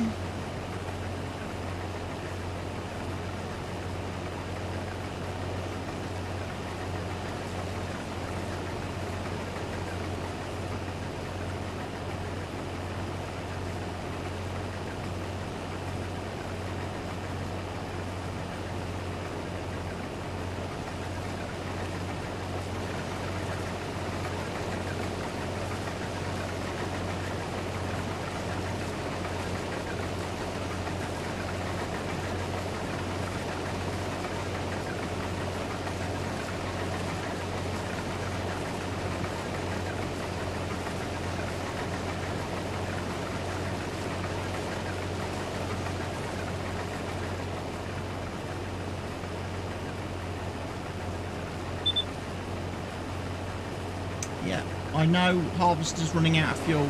I am sorry, Harvester. I will fill you up with fuel in a minute. We just need to finish this field first. Please drink very sparingly. Just take little sips. Just take little sips of the fuel, please. Okay? Not big gulps. Just sip from the fuel tank.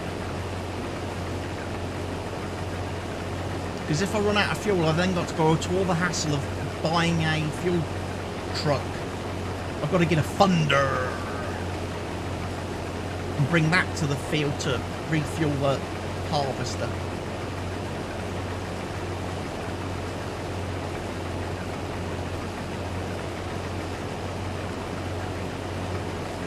We need funder.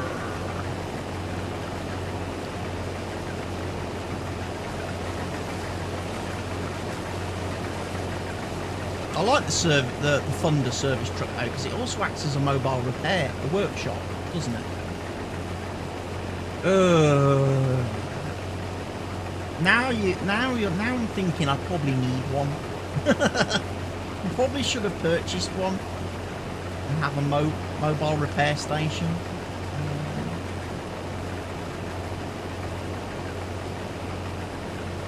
And actually, that gives me an idea, because on the multiplayer server with Mr. Helgi, I was talking the other evening when I was streaming that Maypole Farm's a little bit iffy from a map perspective, because none of the farms actually have a repair trigger included in them, in their setups. The only repair trigger on the whole map is at the main store. And obviously with my farm being way up on the north of the map, for me to repair tools and equipment, I've got to drag it a massively long way around the map to the store to repair it. I think I should get myself a service trailer. I should get myself the it's under here in miscellaneous, isn't it? One of those, the Thunder Creek, but I want the GTX one. I want that one, because that can be used as a mobile workshop. So I could actually I could literally drive that to my vehicles that need repairing. Wherever they are. And then I haven't got to go to the shop. Right, I'm gonna... Nope.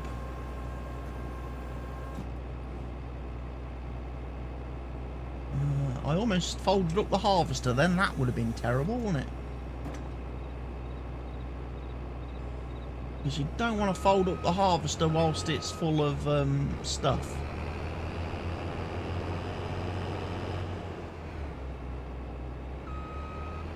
It normally wouldn't allow you to do it on a vanilla harvester, because it tells you that you can't fold a vehicle up when it's full over a certain... When it's reached a certain fill level, you can't fold it. But I think on modded harvesters, that's not an option. I think the mod authors tend to remove that, because a lot of modded harvesters have obviously increased capacities. Yeah, you keep beeping at me. I know you want a drink, harvester. You want a drink? We'll get you a drink. Don't worry. Just calm yourself down a little bit.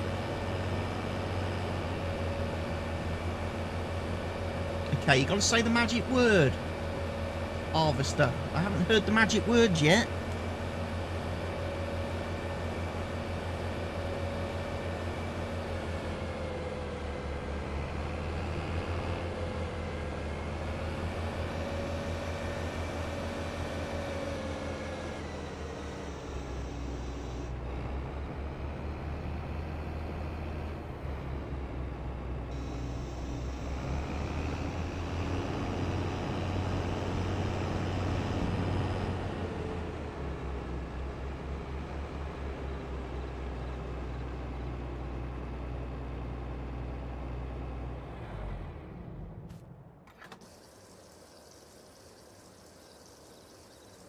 I like the fact we've actually got the nozzle sounds and stuff now. That's quite cool.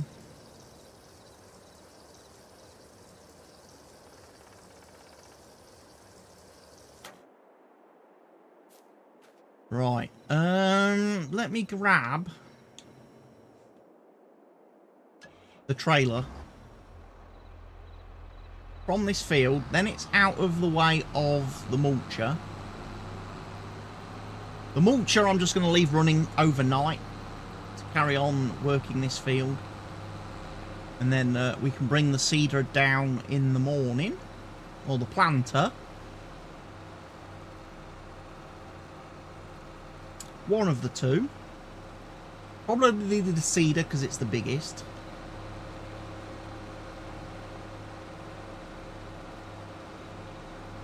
And we can get oilseed radish chucked on here. Then I think our work for August is complete. We can then roll into September. Hopefully have a little bit more harvesting to do with some of our other crops.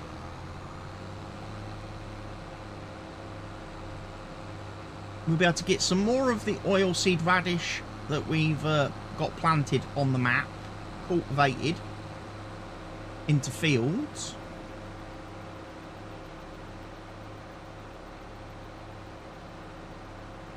And then we'll have to see if we've got the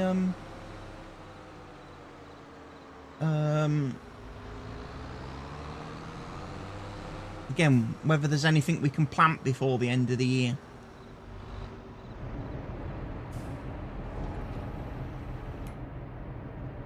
I think most of the crops that I need to plant are looking at... Well, if we was to do canola anywhere, we can plant canola now. Wheat and barley we can do from September onwards.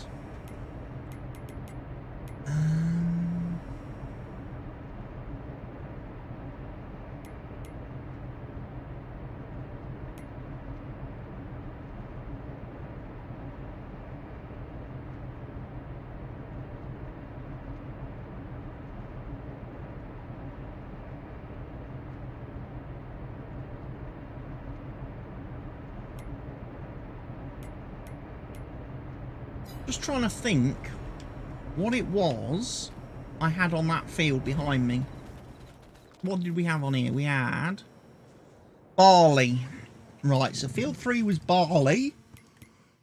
Which means we've got to follow it up with corn, which we can't plant until April.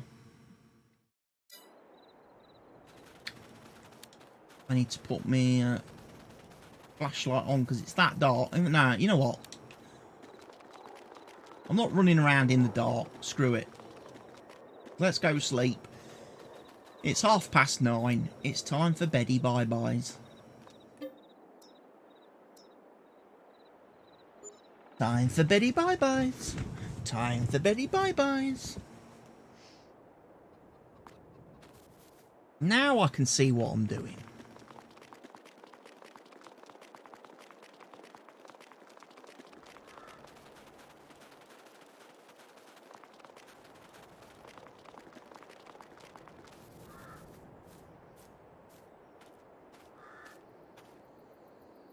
And that had rye on it before.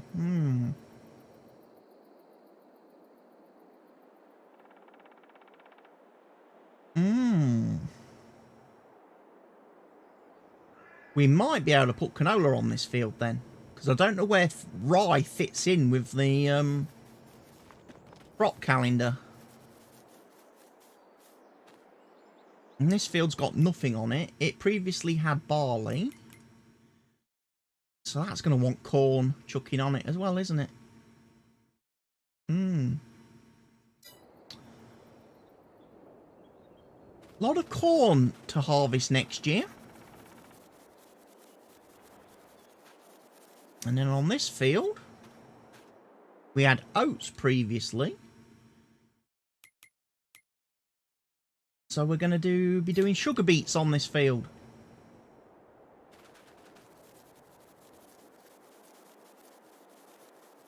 They have started with sugar beets on this map.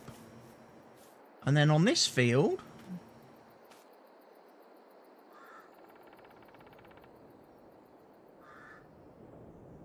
we did corn, sugar beet, soybeans. So after soybeans, it'll be wheat and then potatoes.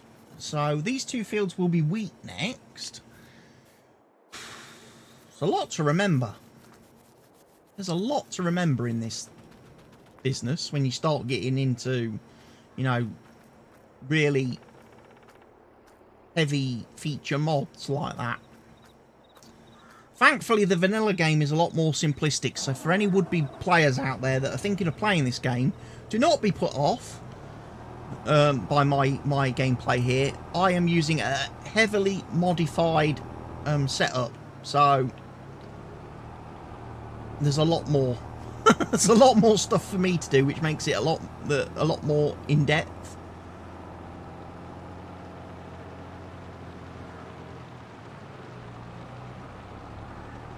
That's the great thing about Farm Sim. You can actually make this game as complicated as you want to make it by installing mods. And mods are free of charge. You should never pay for mods. Again, good public service announcement there. If you find anybody that is trying to make you pay to download mods, you can report them via the email address on the Giants website and let Giants intervene, because it is actually against the terms of service of Farming Simulator and the Giants editor to make profit off anything that uses their assets or software or coding or anything like that. So particularly in like Discord groups and Facebook groups, you might find people trying to sell you mods. Your best bet is just to stay well clear of that nonsense. Proper mod authors will never charge you a penny for downloading their work, because anybody serious about modding will generally be linked into the Giants network anyway. And anything that you download from the in-game mod hub, the mod authors do get paid for that by Giants. They get paid per download, so for every time their mod gets downloaded, Giants send them a little bit of money. Obviously, the people that make and release the most mods earn the most money. But the people that obviously make the quality mods that get the highest downloads earn the most. So obviously what you want to do as a mod author is produce lots of really high quality mods that get downloaded loads. So people like Custom Modding, for example, who churn out quite a few mods, they're probably some of the highest earners, I would think, on the mod hub.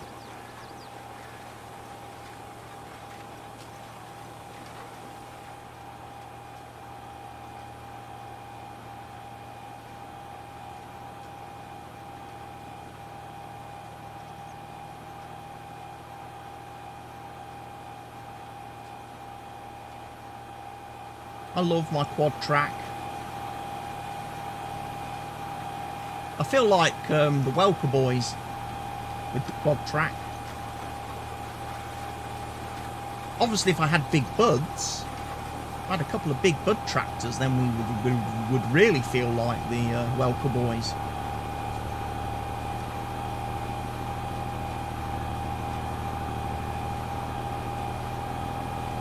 But yeah, it's 3:30.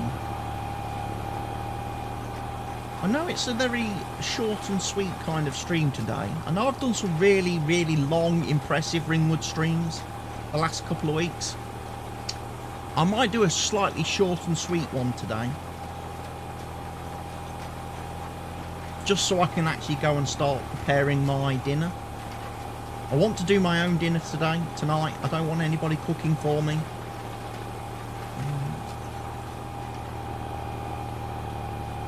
Because I know what I fancy. And I'm quite happy to go and do it.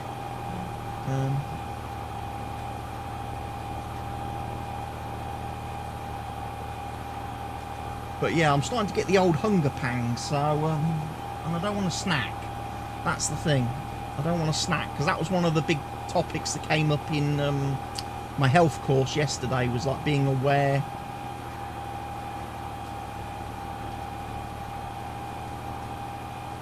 of things and not, again, if you're going to snack, it's making sure you pick the right snacks as well. Snacks which have, you know, nutritional value rather than calorific value. Most people generally don't go for nutritional value, but go for calorific content. And I think the example that they showed us on the in the thing was the choice between eating a donut and eating an avocado.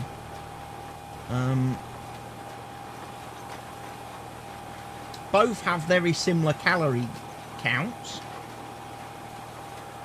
but one obviously is far more nutritious for you.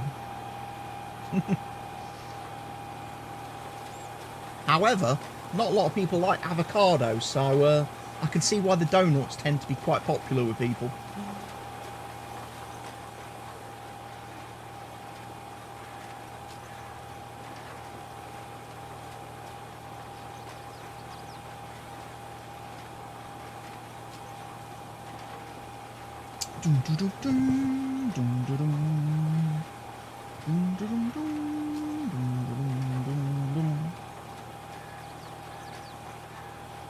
Emails.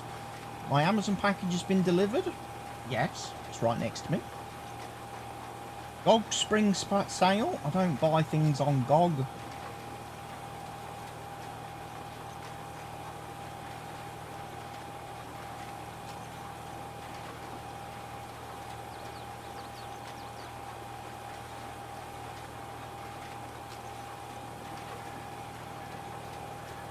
Yeah.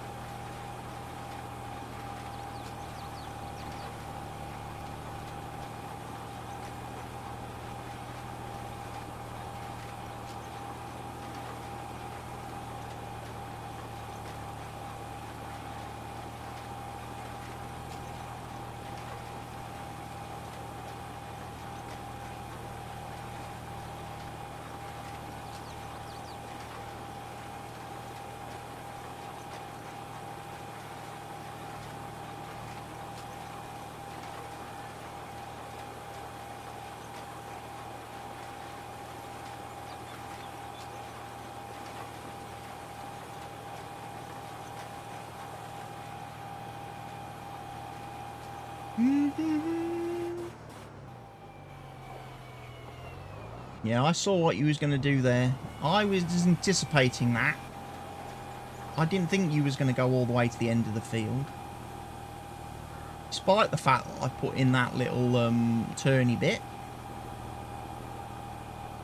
That little bit of an extra buffer.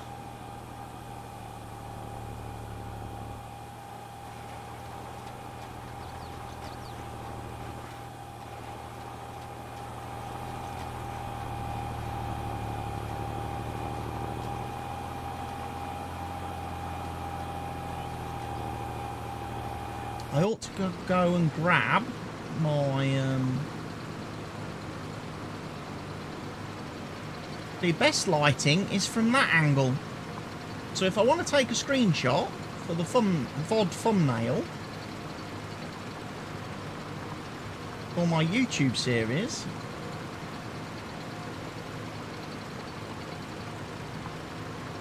I've got to wait for him to get to the end of the field and turn around.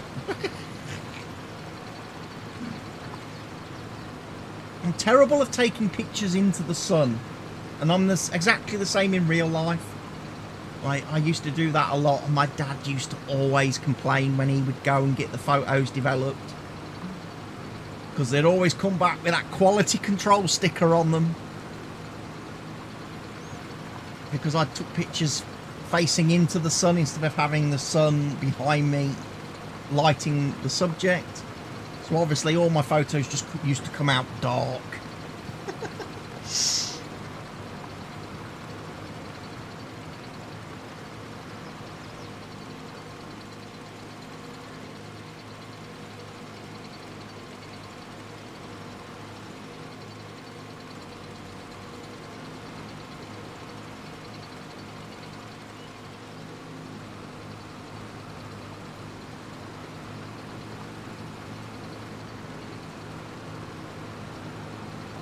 Right, let's get the thumbnail with some of our nice buildings in the background. That works for me. Need to find my seeder again now. There we go. Because he will get to the end of the field and stop.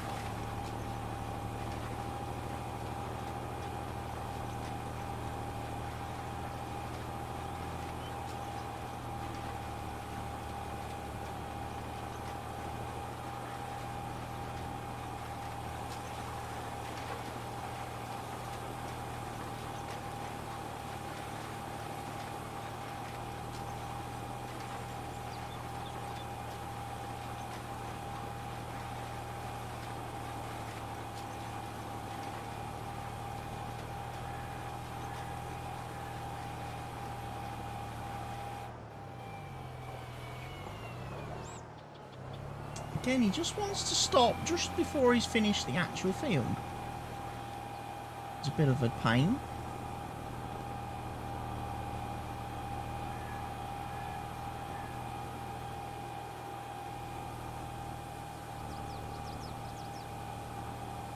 Again, probably should have done it with courseplay, really.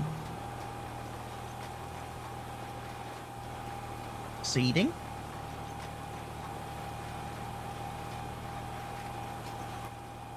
We don't have to roll. That's the benefit. We don't need to roll oilseed radish, which is great. Because that's one less job to do.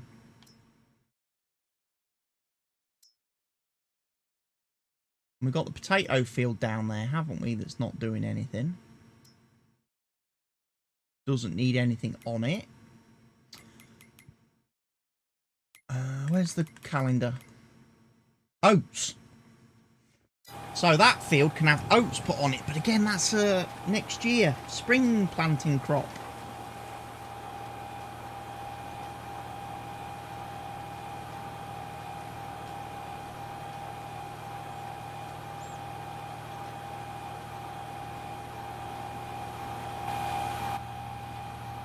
It's a spring planting crop.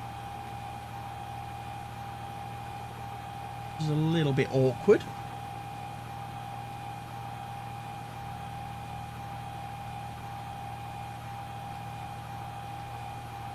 Bye now, John is watching the stream. Hello, John. I know you've not said anything in chat, John. You're obviously a very busy man, but hello today. Greetings.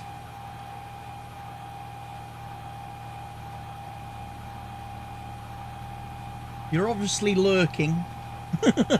You're just lurking.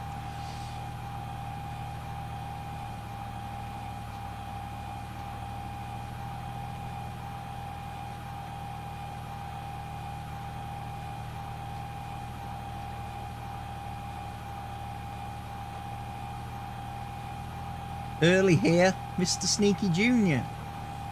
Is it early?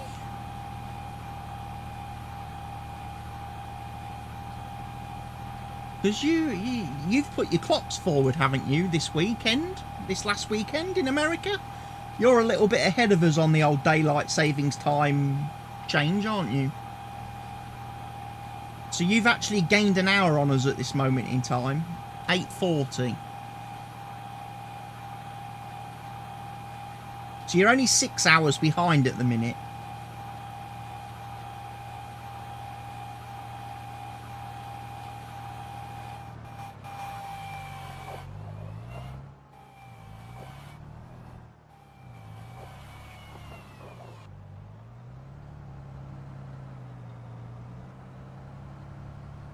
Because we don't put our clocks forward until the last weekend of the month.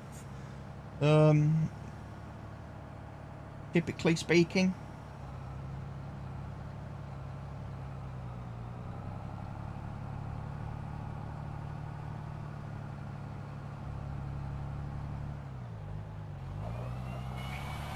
I don't actually know when that is because I haven't got my calendar. I keep pressing all the wrong buttons today.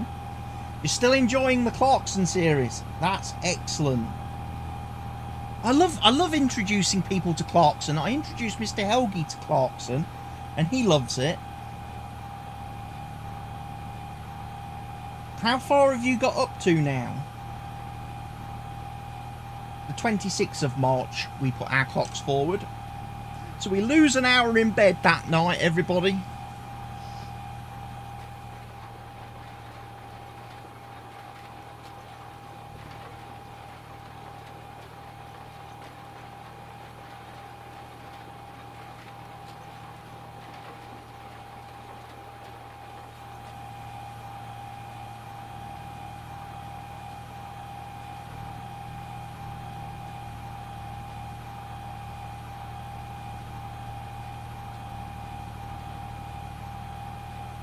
Season 1, episode 6 of 8. The young farmer next door is a star.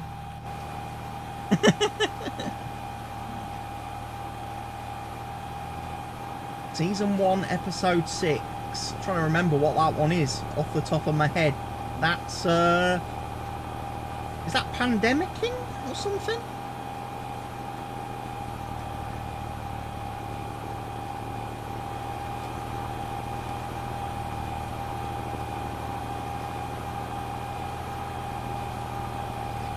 Trying to remember what the name of the episode is off the top of my head.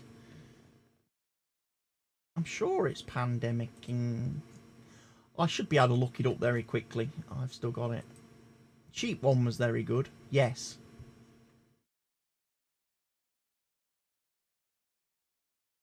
Where they just constantly keep escaping and keep trying to find ways to kill themselves. Oren. Clarkson's Farm Season 1 is there. Episode 6 is called Melting. That's the heat wave one then. The heat wave episode.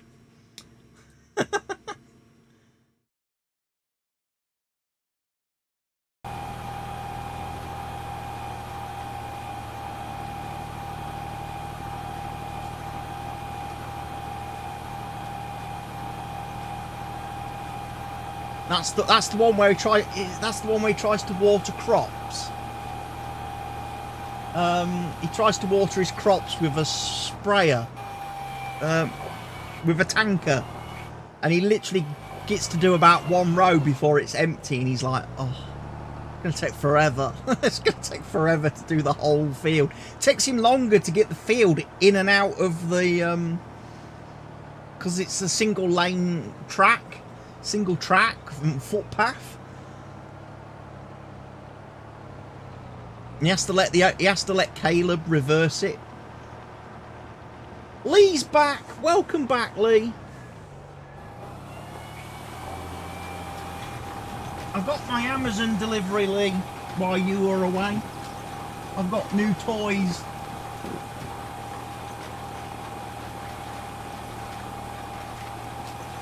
I got a great big massive box come. It didn't contain a wand. Sadly. But I've got some new lights for my streaming setup and recording setup that I need to get erected at some point. I've lost my tape measure, sadly. I was hunting around for that a little bit earlier. I don't know where I've stashed it. Because what I needed to check was if the stands on these lamps, which are 35 inches high, are going to be big enough that when I put them behind my monitor, the lights can still actually come over the top.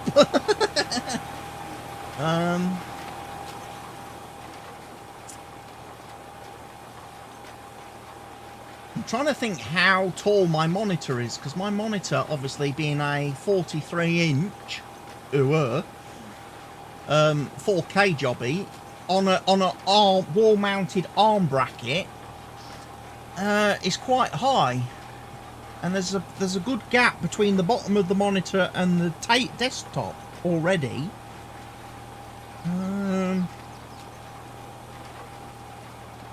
But hopefully it means that when I do streaming and recording in the future, I'm not going to look like Two-Face from Batman, where only like half of me is lit and half of me isn't, or only the top half of me is lit and the bottom half of me isn't. And also it hopefully means that when I stream in the evenings or record in the evenings, the camera won't go all grainy, because the sensor in the camera doesn't have very good low light compensation. I got them from Amazon, my lovely lights. They are Elgato key light airs, which means I can control them and operate them wirelessly via an app on my phone or tablet, or I can control them with one of my two Stream Decks. I can change the brightness and I can change the temperature of them. They sadly do not have any of the RGB stuff, so I can't make them change colours. But that's not why you buy lights, typically speaking. I mean, you have a ring light, Lee. You know what a ring light does. You probably don't want your ring light to do different colours, do you? It wouldn't really be very functional if it was blue or red or purple or whatever.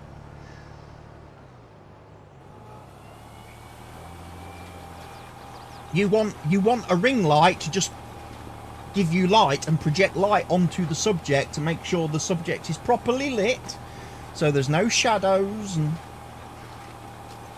everything.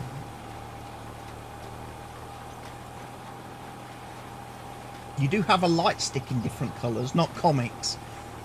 You should get a comic light strip. We should have comic light strips. That's what I need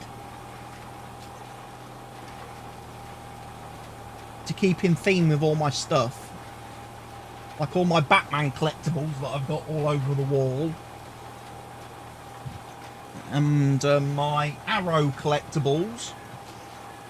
And obviously all my Funkos underneath my monitor. And obviously, you've not seen this one, have you, Lee?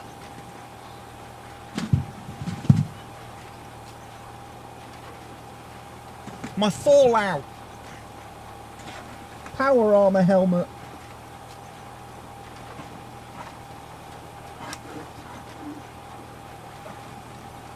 I ought to wear that while I'm streaming.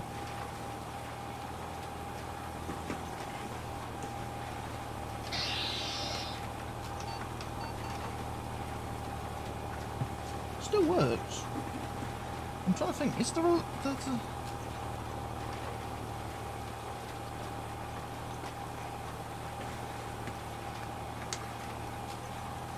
There is a light on it.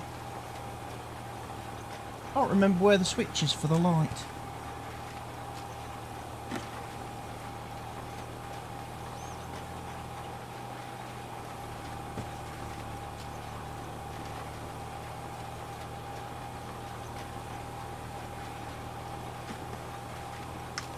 Oh, it's on that bit there. The little Dalek antenna thing.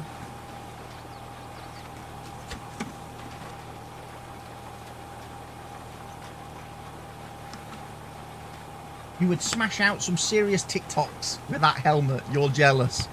Well, you never know, Lee. One day you might get to wear that. If you keep being super cool and super nice to me.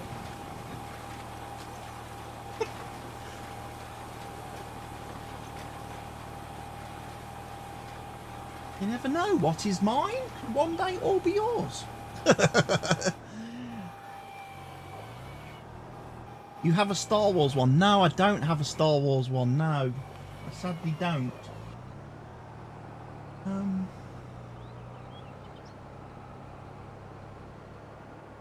No, I've only got the Fallout one, which came with my... Was it Fallout 4 Collector's Edition? I think it was the Fallout 4 Collector's Edition back in 2015 when Fallout 4 came out.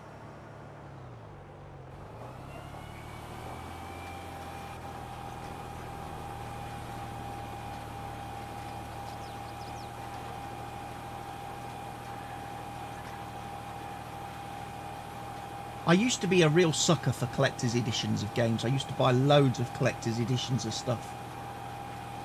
Even though most of the time what you got with collector's editions was just cheap crap. You know. I like my Witcher 3 statue is pretty cool. That was pretty nice. The God of War statue is a... okay.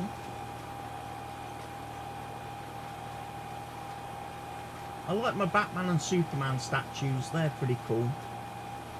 From the Batman vs Superman film, I've got the statues of Henry Cavill and supposedly Ben Affleck, but Henry Cavill looks like his face was modelled on somebody else.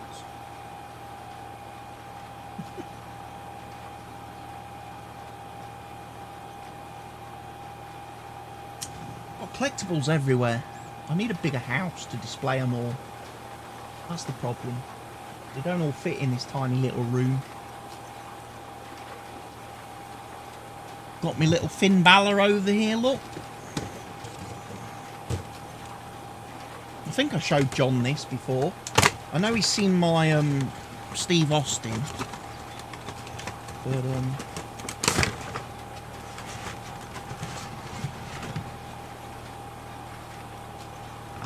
I got my Finn Balor.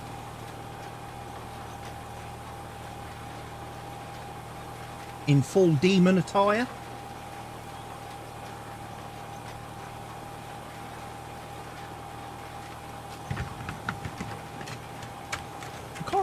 Which one that came with. Mint condition, yeah. Mint condition in box.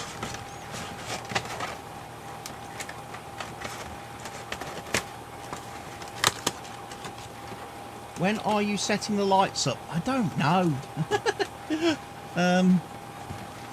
Because it's going to take time.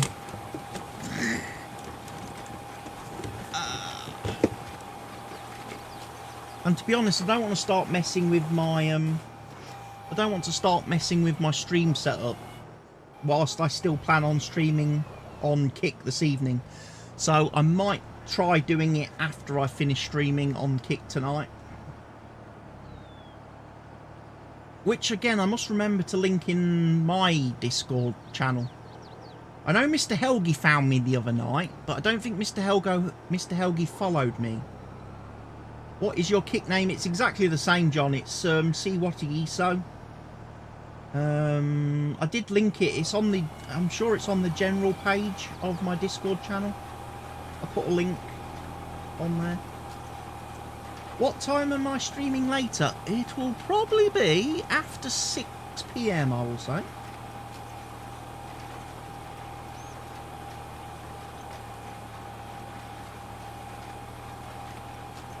Because I would like to get some dinner soon, because I've still got the hunger pangs. I've avoided having any more hobnobs. I've limited myself to just one today. One chocky hobnob. Being good. Typo Central today. It's because you're so excited, Lee. You're so excited. Everything's going amazing for you. And of course, you've got to blame the nails. You've still got nails, so...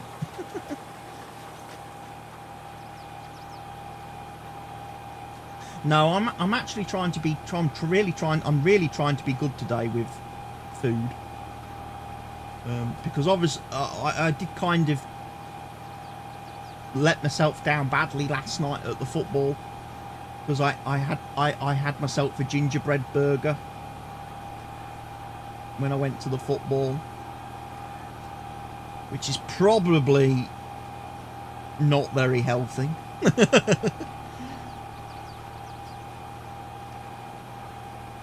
How was the weigh-in yesterday? The weigh-in was okay. How did the gingerbreads do? They lost 1-0, I'm afraid. They lost. To the only shot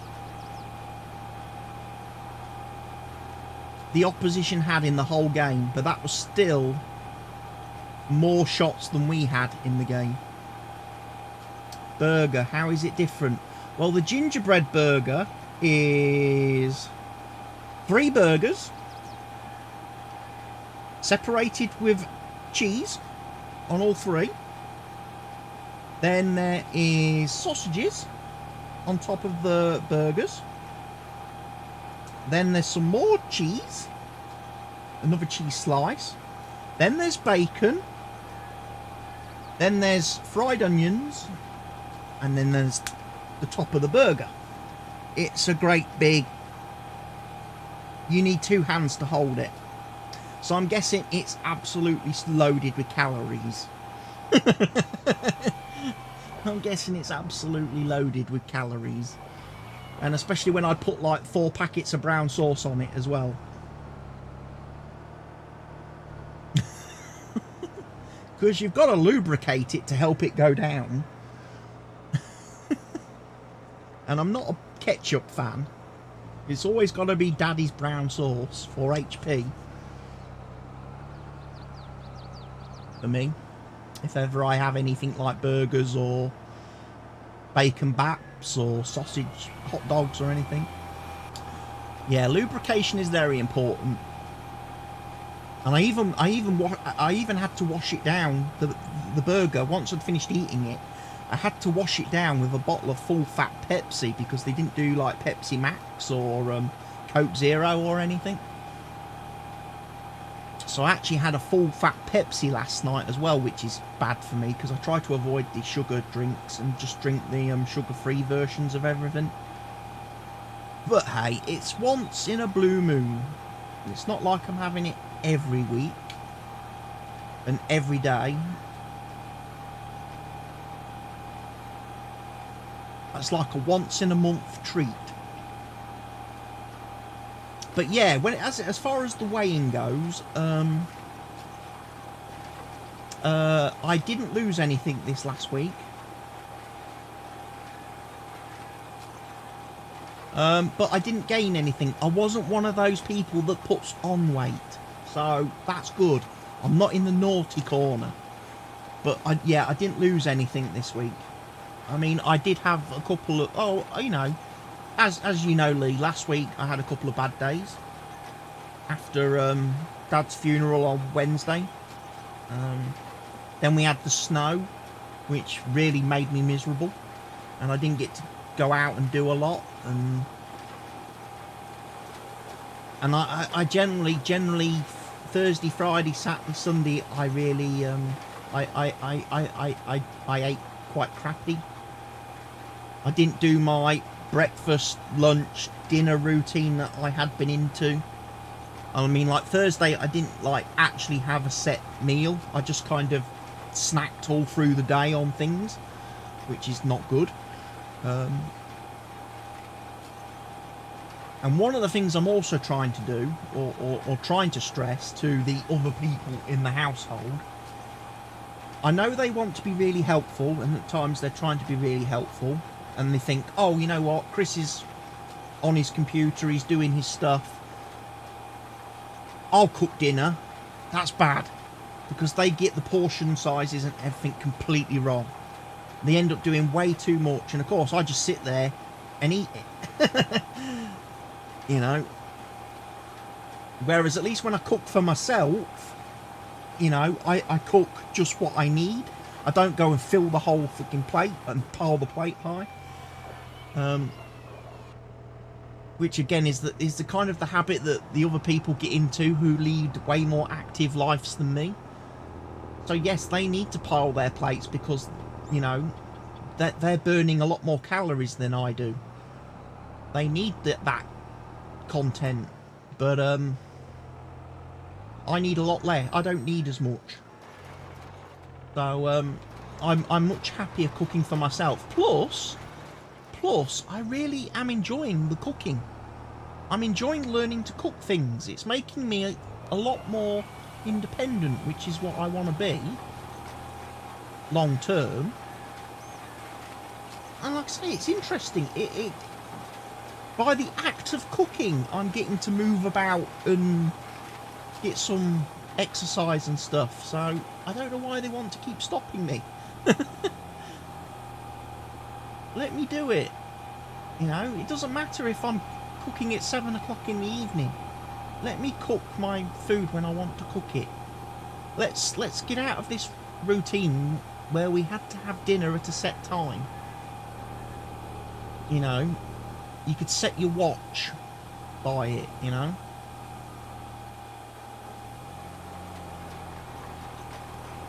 Look at me being all...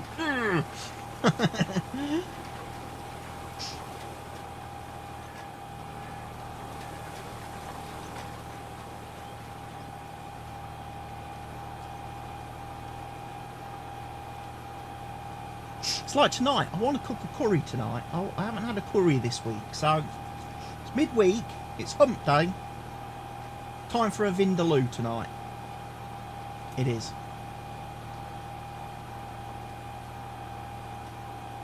I've got fresh chicken ready to chop up and put in it. I must remember next week I need to get brown rice instead of white rice, because apparently brown rice is better for you. Special CW curry creation. Yeah, it's not bad. Not bad, it's getting there.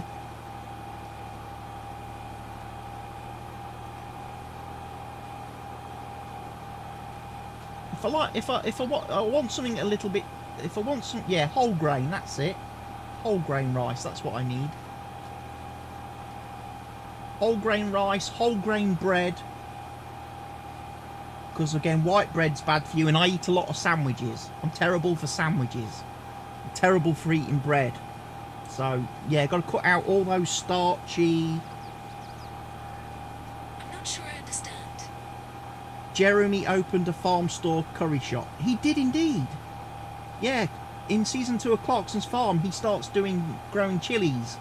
He starts growing chilies to do, he starts doing chili chutneys and some sauces and stuff. I think you can actually buy them. You can buy them on his farm shop website here in the UK. You can order all that stuff. I want to get some of his cow juice vodka. I'm not a big alcohol drinker, but I just fancy having a bottle of that on the shelf that I can just add a shot to some Coke every now and then. Have you tried the rice with grains? I haven't, Lee. No. I need to look out for that sort of stuff. I'm going to have to pay more attention when I go to the supermarket next week. Rather than just grabbing the same old stuff that we grab every week, actually start paying attention to the packets and the labels. Find out what is actually good for you and what's not. Because one of the things we learnt this week is that a lot of food manufacturers try to deceive you by using all fancy coloured packaging, which tricks your brain. Because certain colours, your brain recognises and thinks, ooh, that's nutritious. But it actually turns out that the stuff inside it is completely rubbish. So what you've got to look for, according to our coach person, is you need to make sure you're getting foods, not non-foods.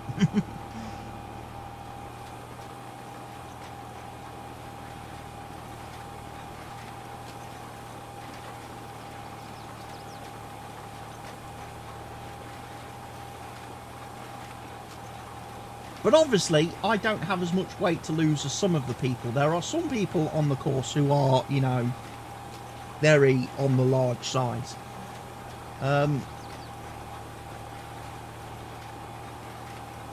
You know, I think my target for the 12 weeks was to lose 6 kilos. And in the first week, I lost 2. So I lost a third of my target in the first week. So to hit 6 kilos is probably not going to be massively difficult. It's just going to need me to make some small changes to the way I do things, and then obviously carry those changes out for the long term. I feel sorry for the people that who in 12 weeks have to lose like 20 kilos. That's going to be hard.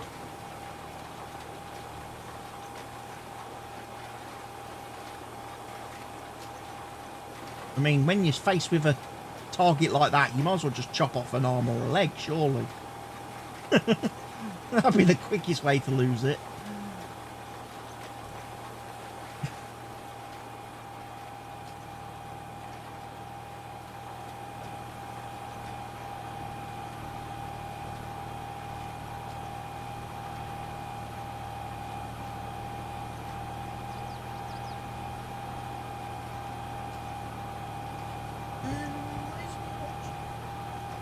What's it over here as well, John? I got me Clarkson's Farm edition of Monopoly as well. I got that from his website with the it's got the farm shop as a square that you can buy on the board. Still cellophaned, not been opened, no one's had a game of it yet.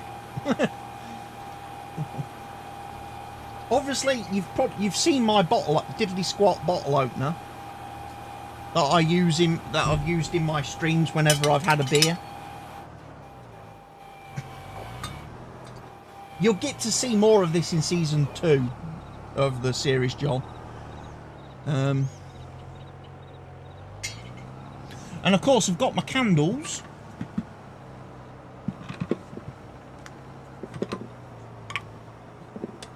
I've got the 2 Christmas ones, scented candles, made from his own bee juice. And I've got that one.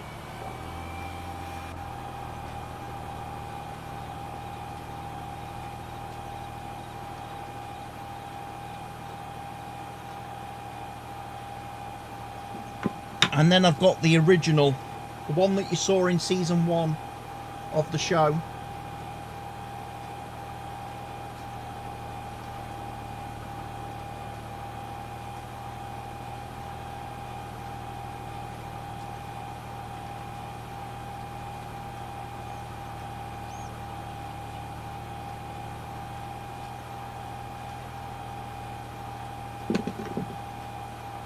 I would love to actually go down to his farm shop myself and visit it in person. Maybe one day in the summer when the weather's a bit nicer, go down and have a day at the farm shop and calf.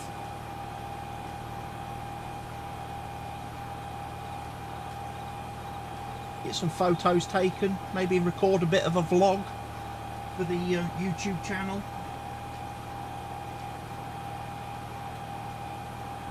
If the Kick app is out at that point and you can do remote streaming on the app, hey, you could do a stream from down there, couldn't I? Hey, wouldn't that be cool?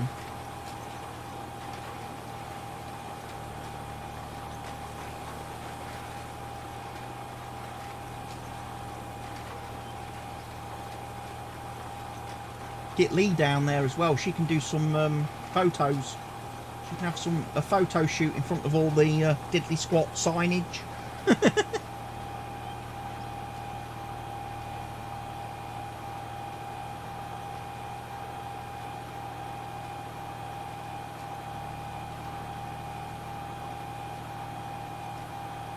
Where are we going along?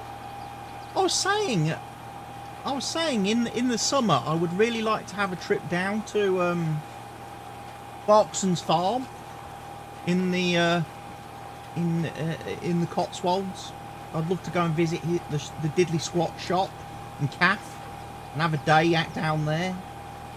Maybe do a bit of a vlog for the YouTube channel, or if the Kick app is able to do streaming at that point, do a live stream from Clarkson's farm. And I was saying, you would look pretty cool down there. You could have you could do some photos, have a bit of a photo shoot. The leeway in front of the famous sign.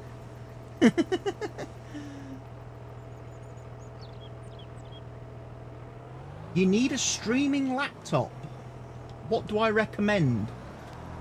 Most definitely I would say you want one with a dedicated GPU for a start, so that the GPU can handle all your encoding for your stream, because obviously mobile CPUs tend to be quite ropey. So you want one with a dedicated GPU that can handle encoding of the video format for your stream. And then it really depends on what your budget is, really. I mean,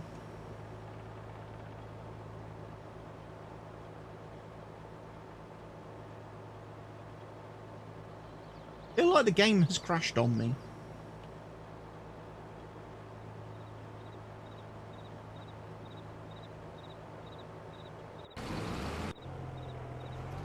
No? Just had to move. It's, yeah, if you had a budget in mind, Lee, of how much you're sort of prepared to pay, I can probably source and find a good match for you.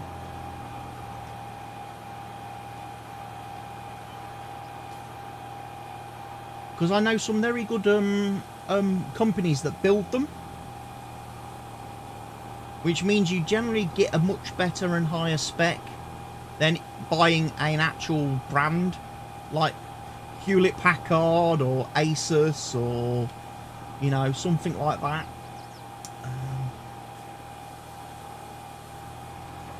Because most of those companies, when you're paying for the brand name, they cheap out on the components. You're paying for the name, like with a lot of things. Whereas the building companies that build the systems, there is no name on the laptop. They just get cases and then they put the parts in, and they put the quality parts in. And they're like I say, when I come to buy my new PC, although I could build it myself, the PC I use now took me a week to build because of dodgy hand and arm. And I don't really think I want to do it again. I don't think... For something that I use every single day of my life, I want to run the risk of me cocking it up. So I would sooner have it done professionally this time. No, I'm not saying I'm not a professional system builder. I'm just saying that I'm a little bit mobility impaired, and a lot of the small fiddly screws and stuff like that, and some of the... I struggled. I struggled to build it. I had the bits on the dining room table for a week when I was building this PC. And I don't want that again. I'd sooner just have someone else do it. I choose the spec, I'll spec it out, and they can build it to my spec, and then I can just plug it in when it gets here.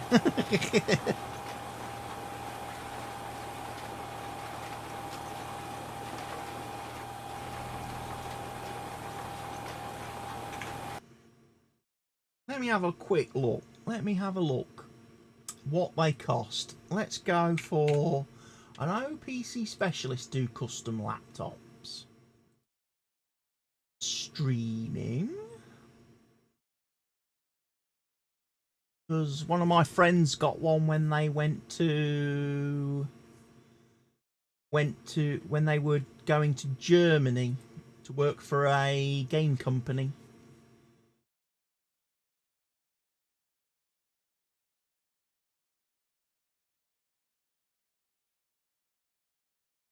What sort of size screen would you want on the laptop, Lee? 15.6, 16 inch, 17.3?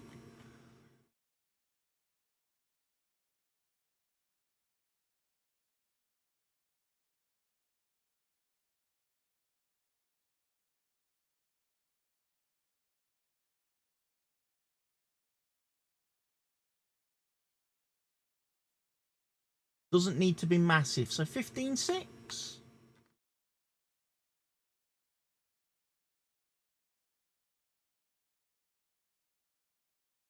Yeah, standard, 15.6 then.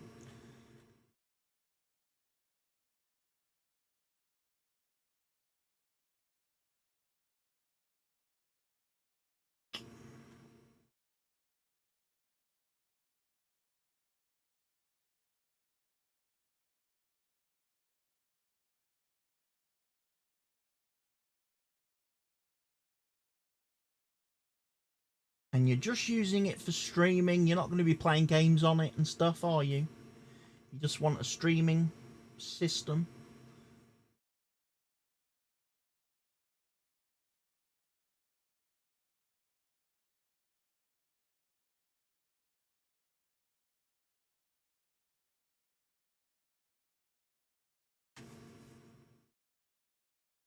Games 2, I guess? Okay, we can find you one of those then.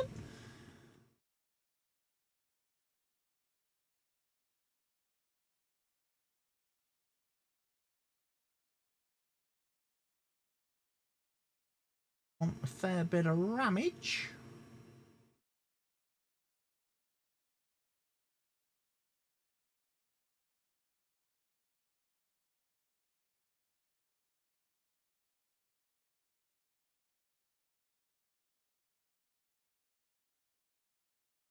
Take the laptop stream. Yeah, good idea. I would definitely say 32GB is the minimum RAM you want now. Fitness, gaming, chatting. Processor there. Storage. Have terabyte SSD. Better.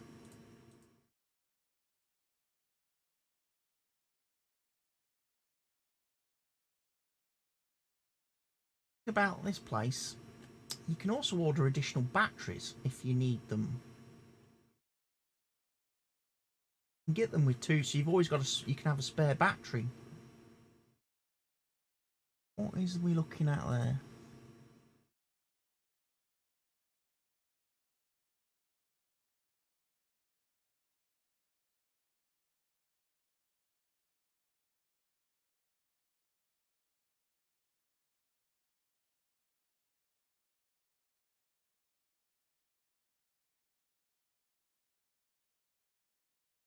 Coming in at 1,500, including VAT and delivery. That's running an Intel Core i5 12th gen processor at 3.3 gigahertz, 32 gig of RAM, two 16 gig sticks. It's rocking an NVIDIA GeForce RTX 3070 Ti 8GB dedicated graphics card. It's got a 1TB M.2 solid state drive.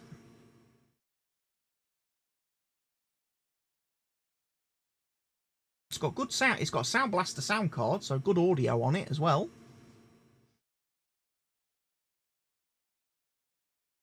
Gigabit LAN and wireless Intel's Wi-Fi 6 and Bluetooth. USB 3.2 ports Type C. USB 3.2 ports Type A x2. One USB 2.0 port.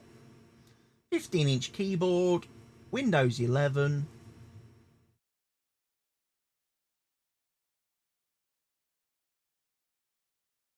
That one's not bad. That one's not bad. 240 hertz screen. Nice refresh rate on that. Full 1080p, 1920 by 1080.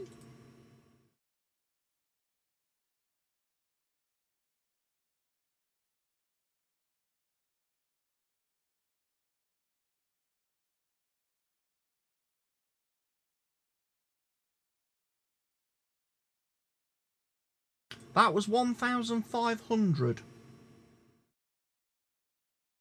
for that configuration. You can tweak things a little bit on this site, so you can take little bits off or add bits on, depending on what you need or what you don't need.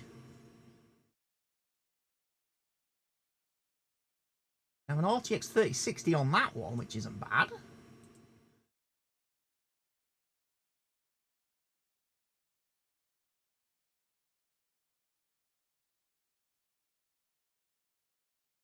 It does have a lot, yeah.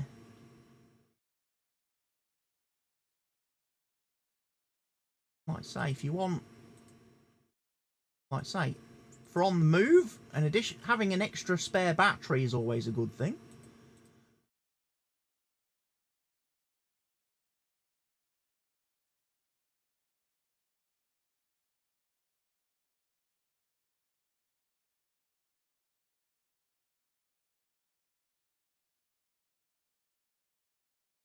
There's another one there that I've just done very quickly that comes in at 1,335.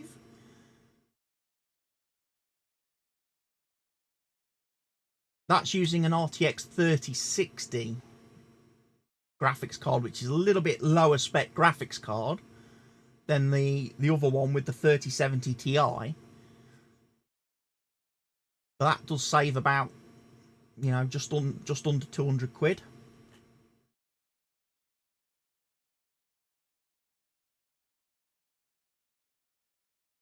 And then obviously there are a lot of new ones, because you can get some of the newer ones which come with the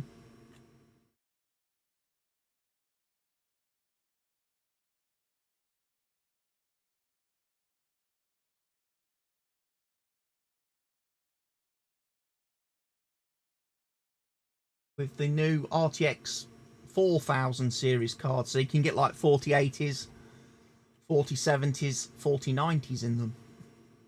But that might be a little bit more than what you want. But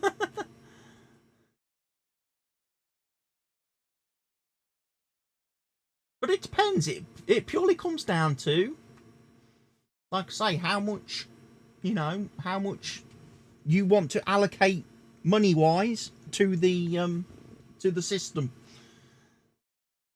When you've got an idea of how much you want to spend, or how much you can afford to spend, then obviously you can get something that absolutely fits in with that.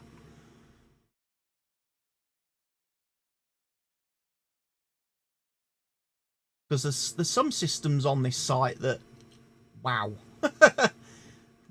Rocking i9 13 series processors, GTX, RTX 4050, 4060, 4070s, full quad core, full ultra 4K panels, monitors, and still in a small form factor of 15 inches.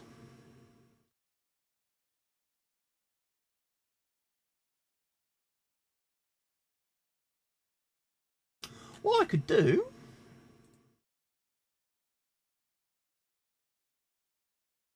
I drop the link in to the chat. Have a bit of a look yourself, can't you, Lee?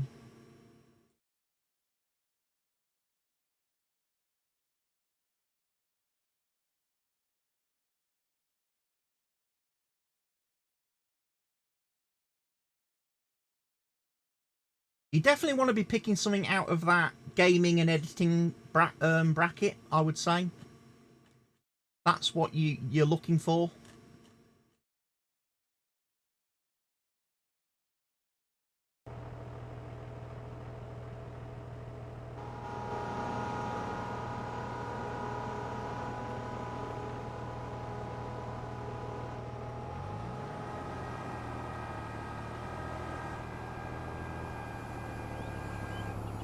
I'm feeling this guy hasn't actually finished the job.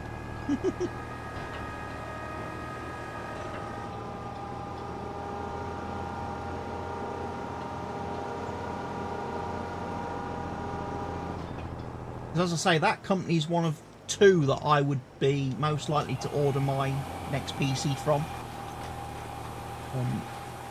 The other company, though, doesn't do laptops, sadly. So they're not going to be much of a help to you.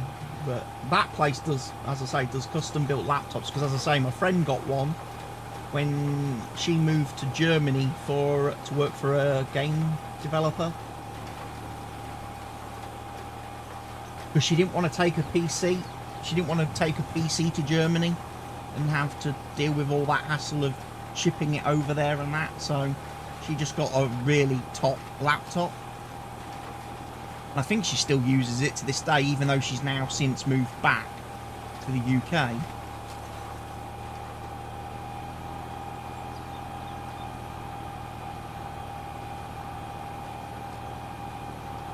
I think she now works as a school librarian, but I'm not sure. So that's a big change in careers, isn't it? Game developer to school librarian.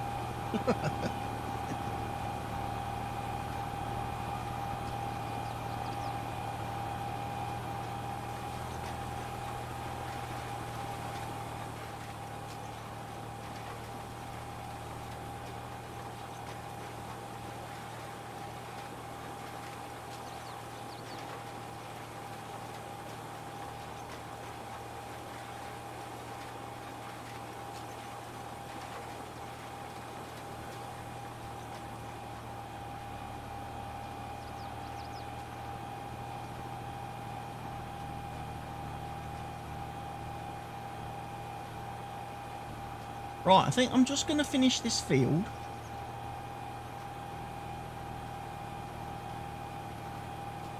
That is quite the career change, like you say, yeah.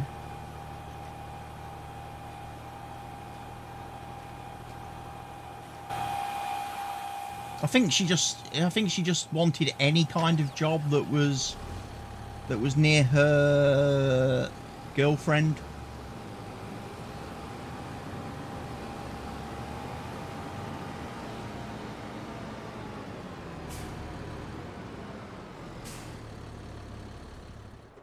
Yeah, like I say, I'm just going to finish this strip, then I'm probably going to end the stream. It'll be about 4:30 then, so then I can go and cook my dinner as well, and then I can think about what I'm going to be streaming over on Kick tonight.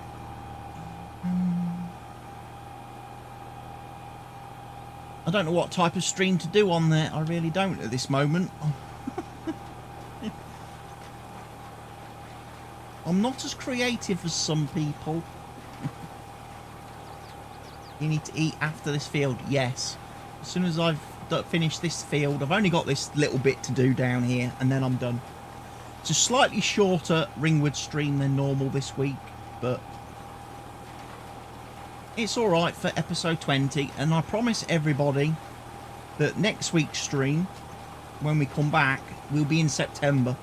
I'll finish all of the August stuff at some point between now and next week's stream, and then when we come into the stream next week, we can go straight into September's list of jobs and things.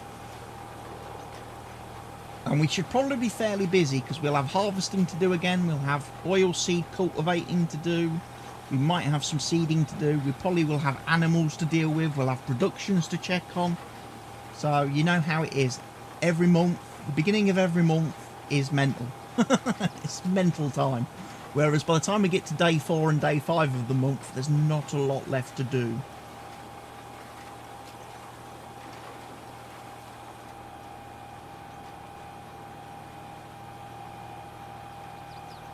It is, it's very busy. And the amazing thing about it is I don't own all the map yet. You know, there's still a lot of the map that I haven't purchased. There's a lot of fields on here that I haven't bought. If I own the whole map... Oh my word.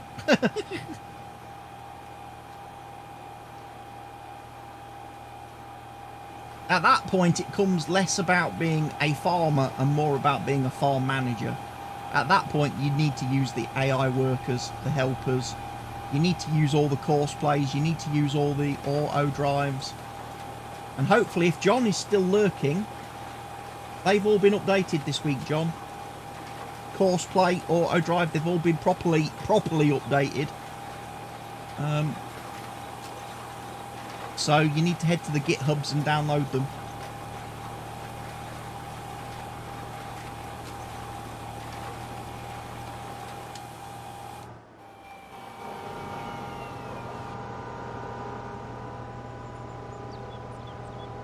And of course, at some point, Lee needs to install this game on her computer and start playing it.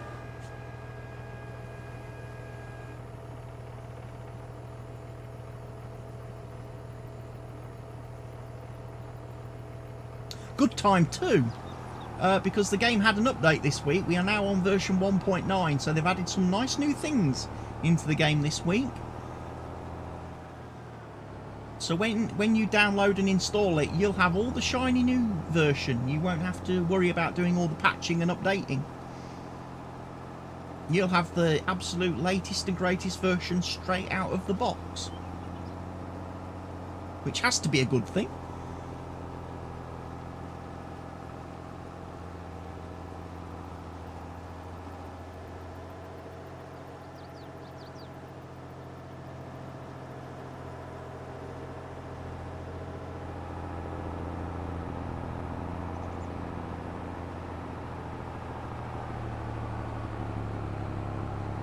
I wonder if this is the type of game that would mesmerise your little one, Lee. Or whether he would sit there and look at it and go, there's not enough Spider-Man.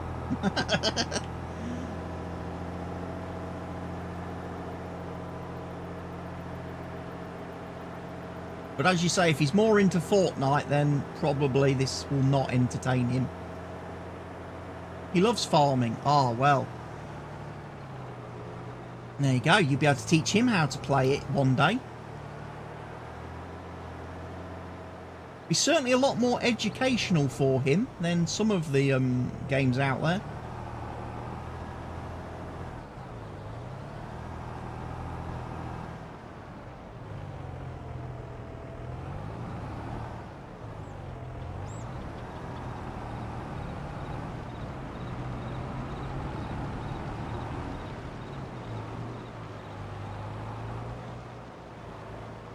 Where am I going? I'm going into this shed over here, aren't I?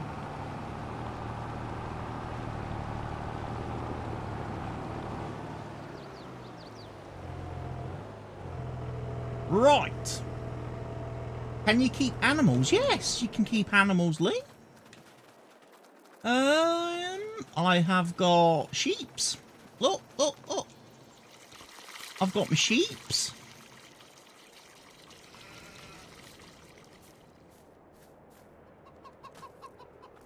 I've got my chickens.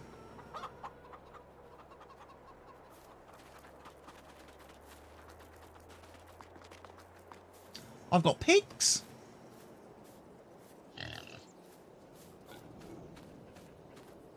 Fortunately, you don't get little babies. You get more piggies. They're the black ones. You also get cows.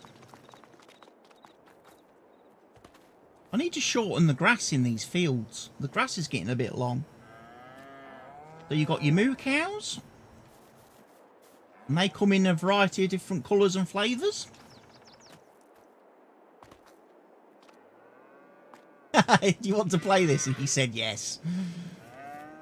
More moo cows. You also get horses.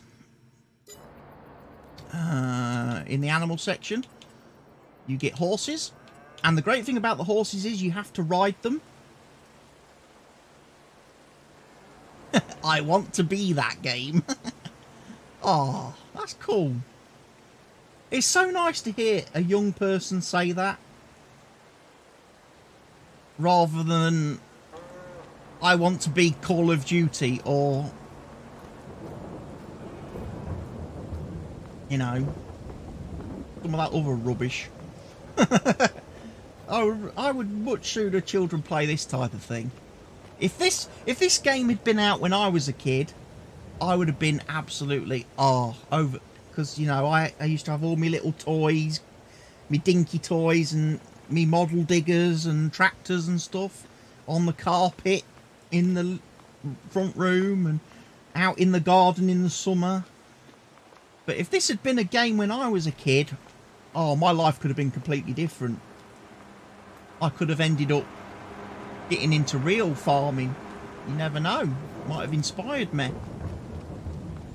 But yes, you also get horses in this game, which, like I say, you have to ride them, you have to brush them, as well as obviously feed them. And I think you can also have a pet dog. Can we see the tractors? What, all the tractors that are in the game?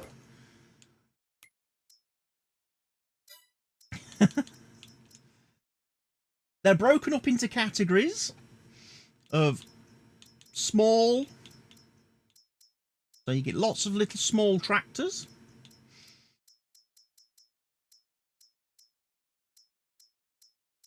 So these are in all the small category tractors. There's loads of red ones.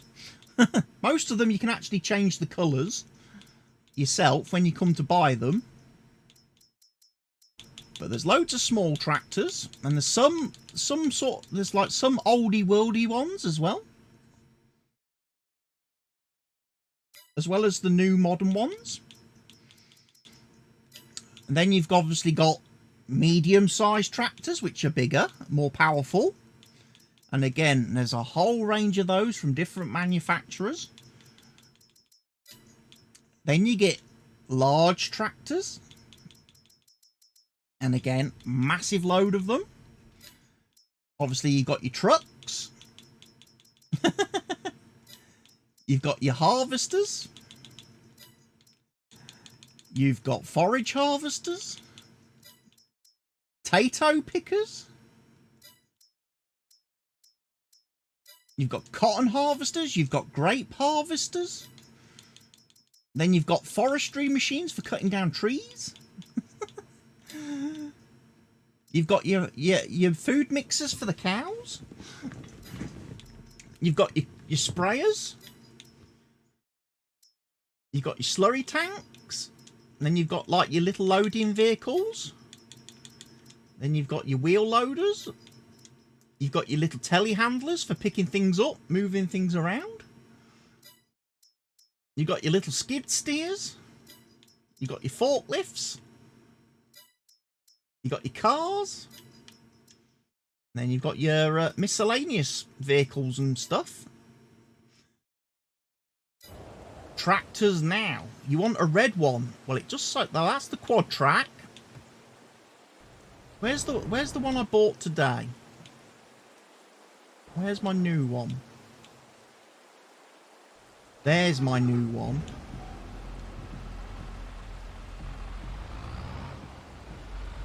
Nice red tractor.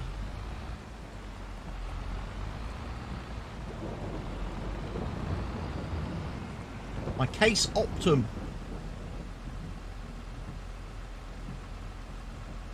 He said, wow. I think I was going to use this for mulching in the future. Might have to use it for some rollering before then.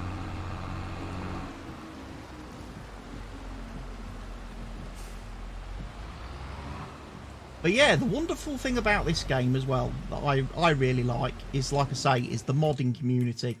Even if I quickly save this game and exit, because we've kind of reached the end of the stream anyway, but if I go back to the main menu, the lovely, wonderful thing about this game is Giants, the people who make it, have a system in place where anybody, any normal person, can make their own tractors, tools, things like that, maps. They can send it to Giants, who will test it, make sure it's all fully okay, and then they will make it available to download in-game. So you just, from the main menu, you can just click on downloadable content, and you can download loads of additional stuff, loads of additional tractors, vehicles, as many as your heart wants.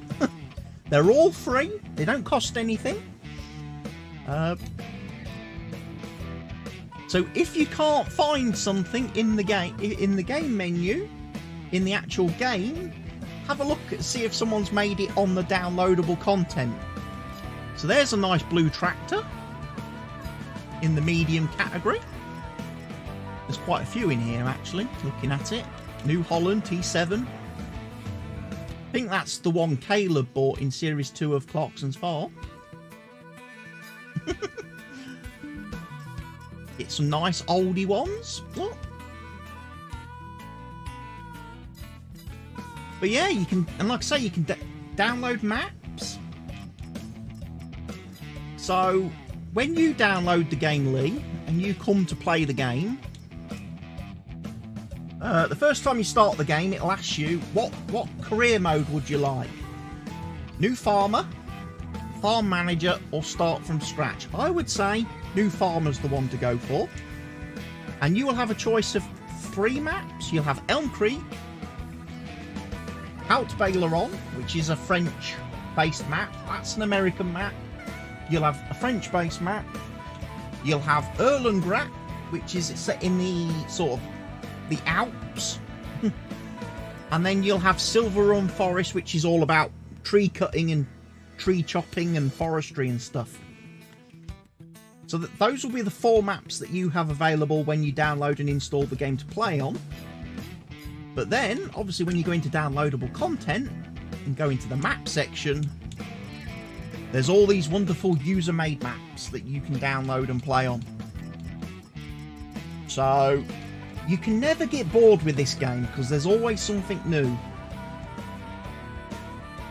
And they typically new content is released every single day. So every single day you can come on here and have a look, see what's new. So here's all the latest stuff. So this will be all the stuff that's released today that Giants have put on here.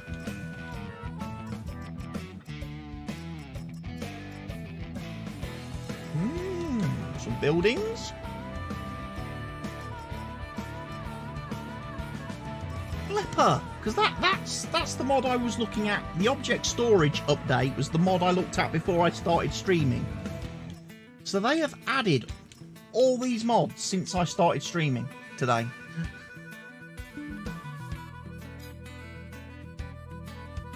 Pretty cool. And of course the game is multiplayer as well, so you can play with your friends online. And again, you can either all work together on one farm, or you can have separate farms and do your own things like me and Mr. Helgi are doing at the moment. Normally, me and Mr. Helgi in multiplayer play together. We work cooperatively. But on this latest server that I run, Mr. Helgi said he wanted to go completely separate. There's supposed to be a new option somewhere.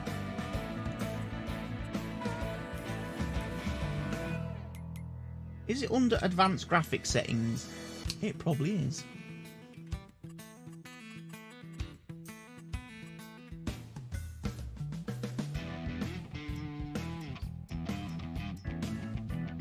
Screen space shading rate, that's it.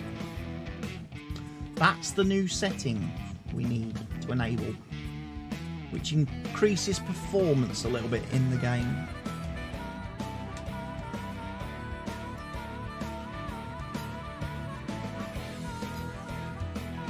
So there we go. Anyway, folks, we've reached the end of today's live stream. I hope you've all been happy, those of you that have been here this afternoon.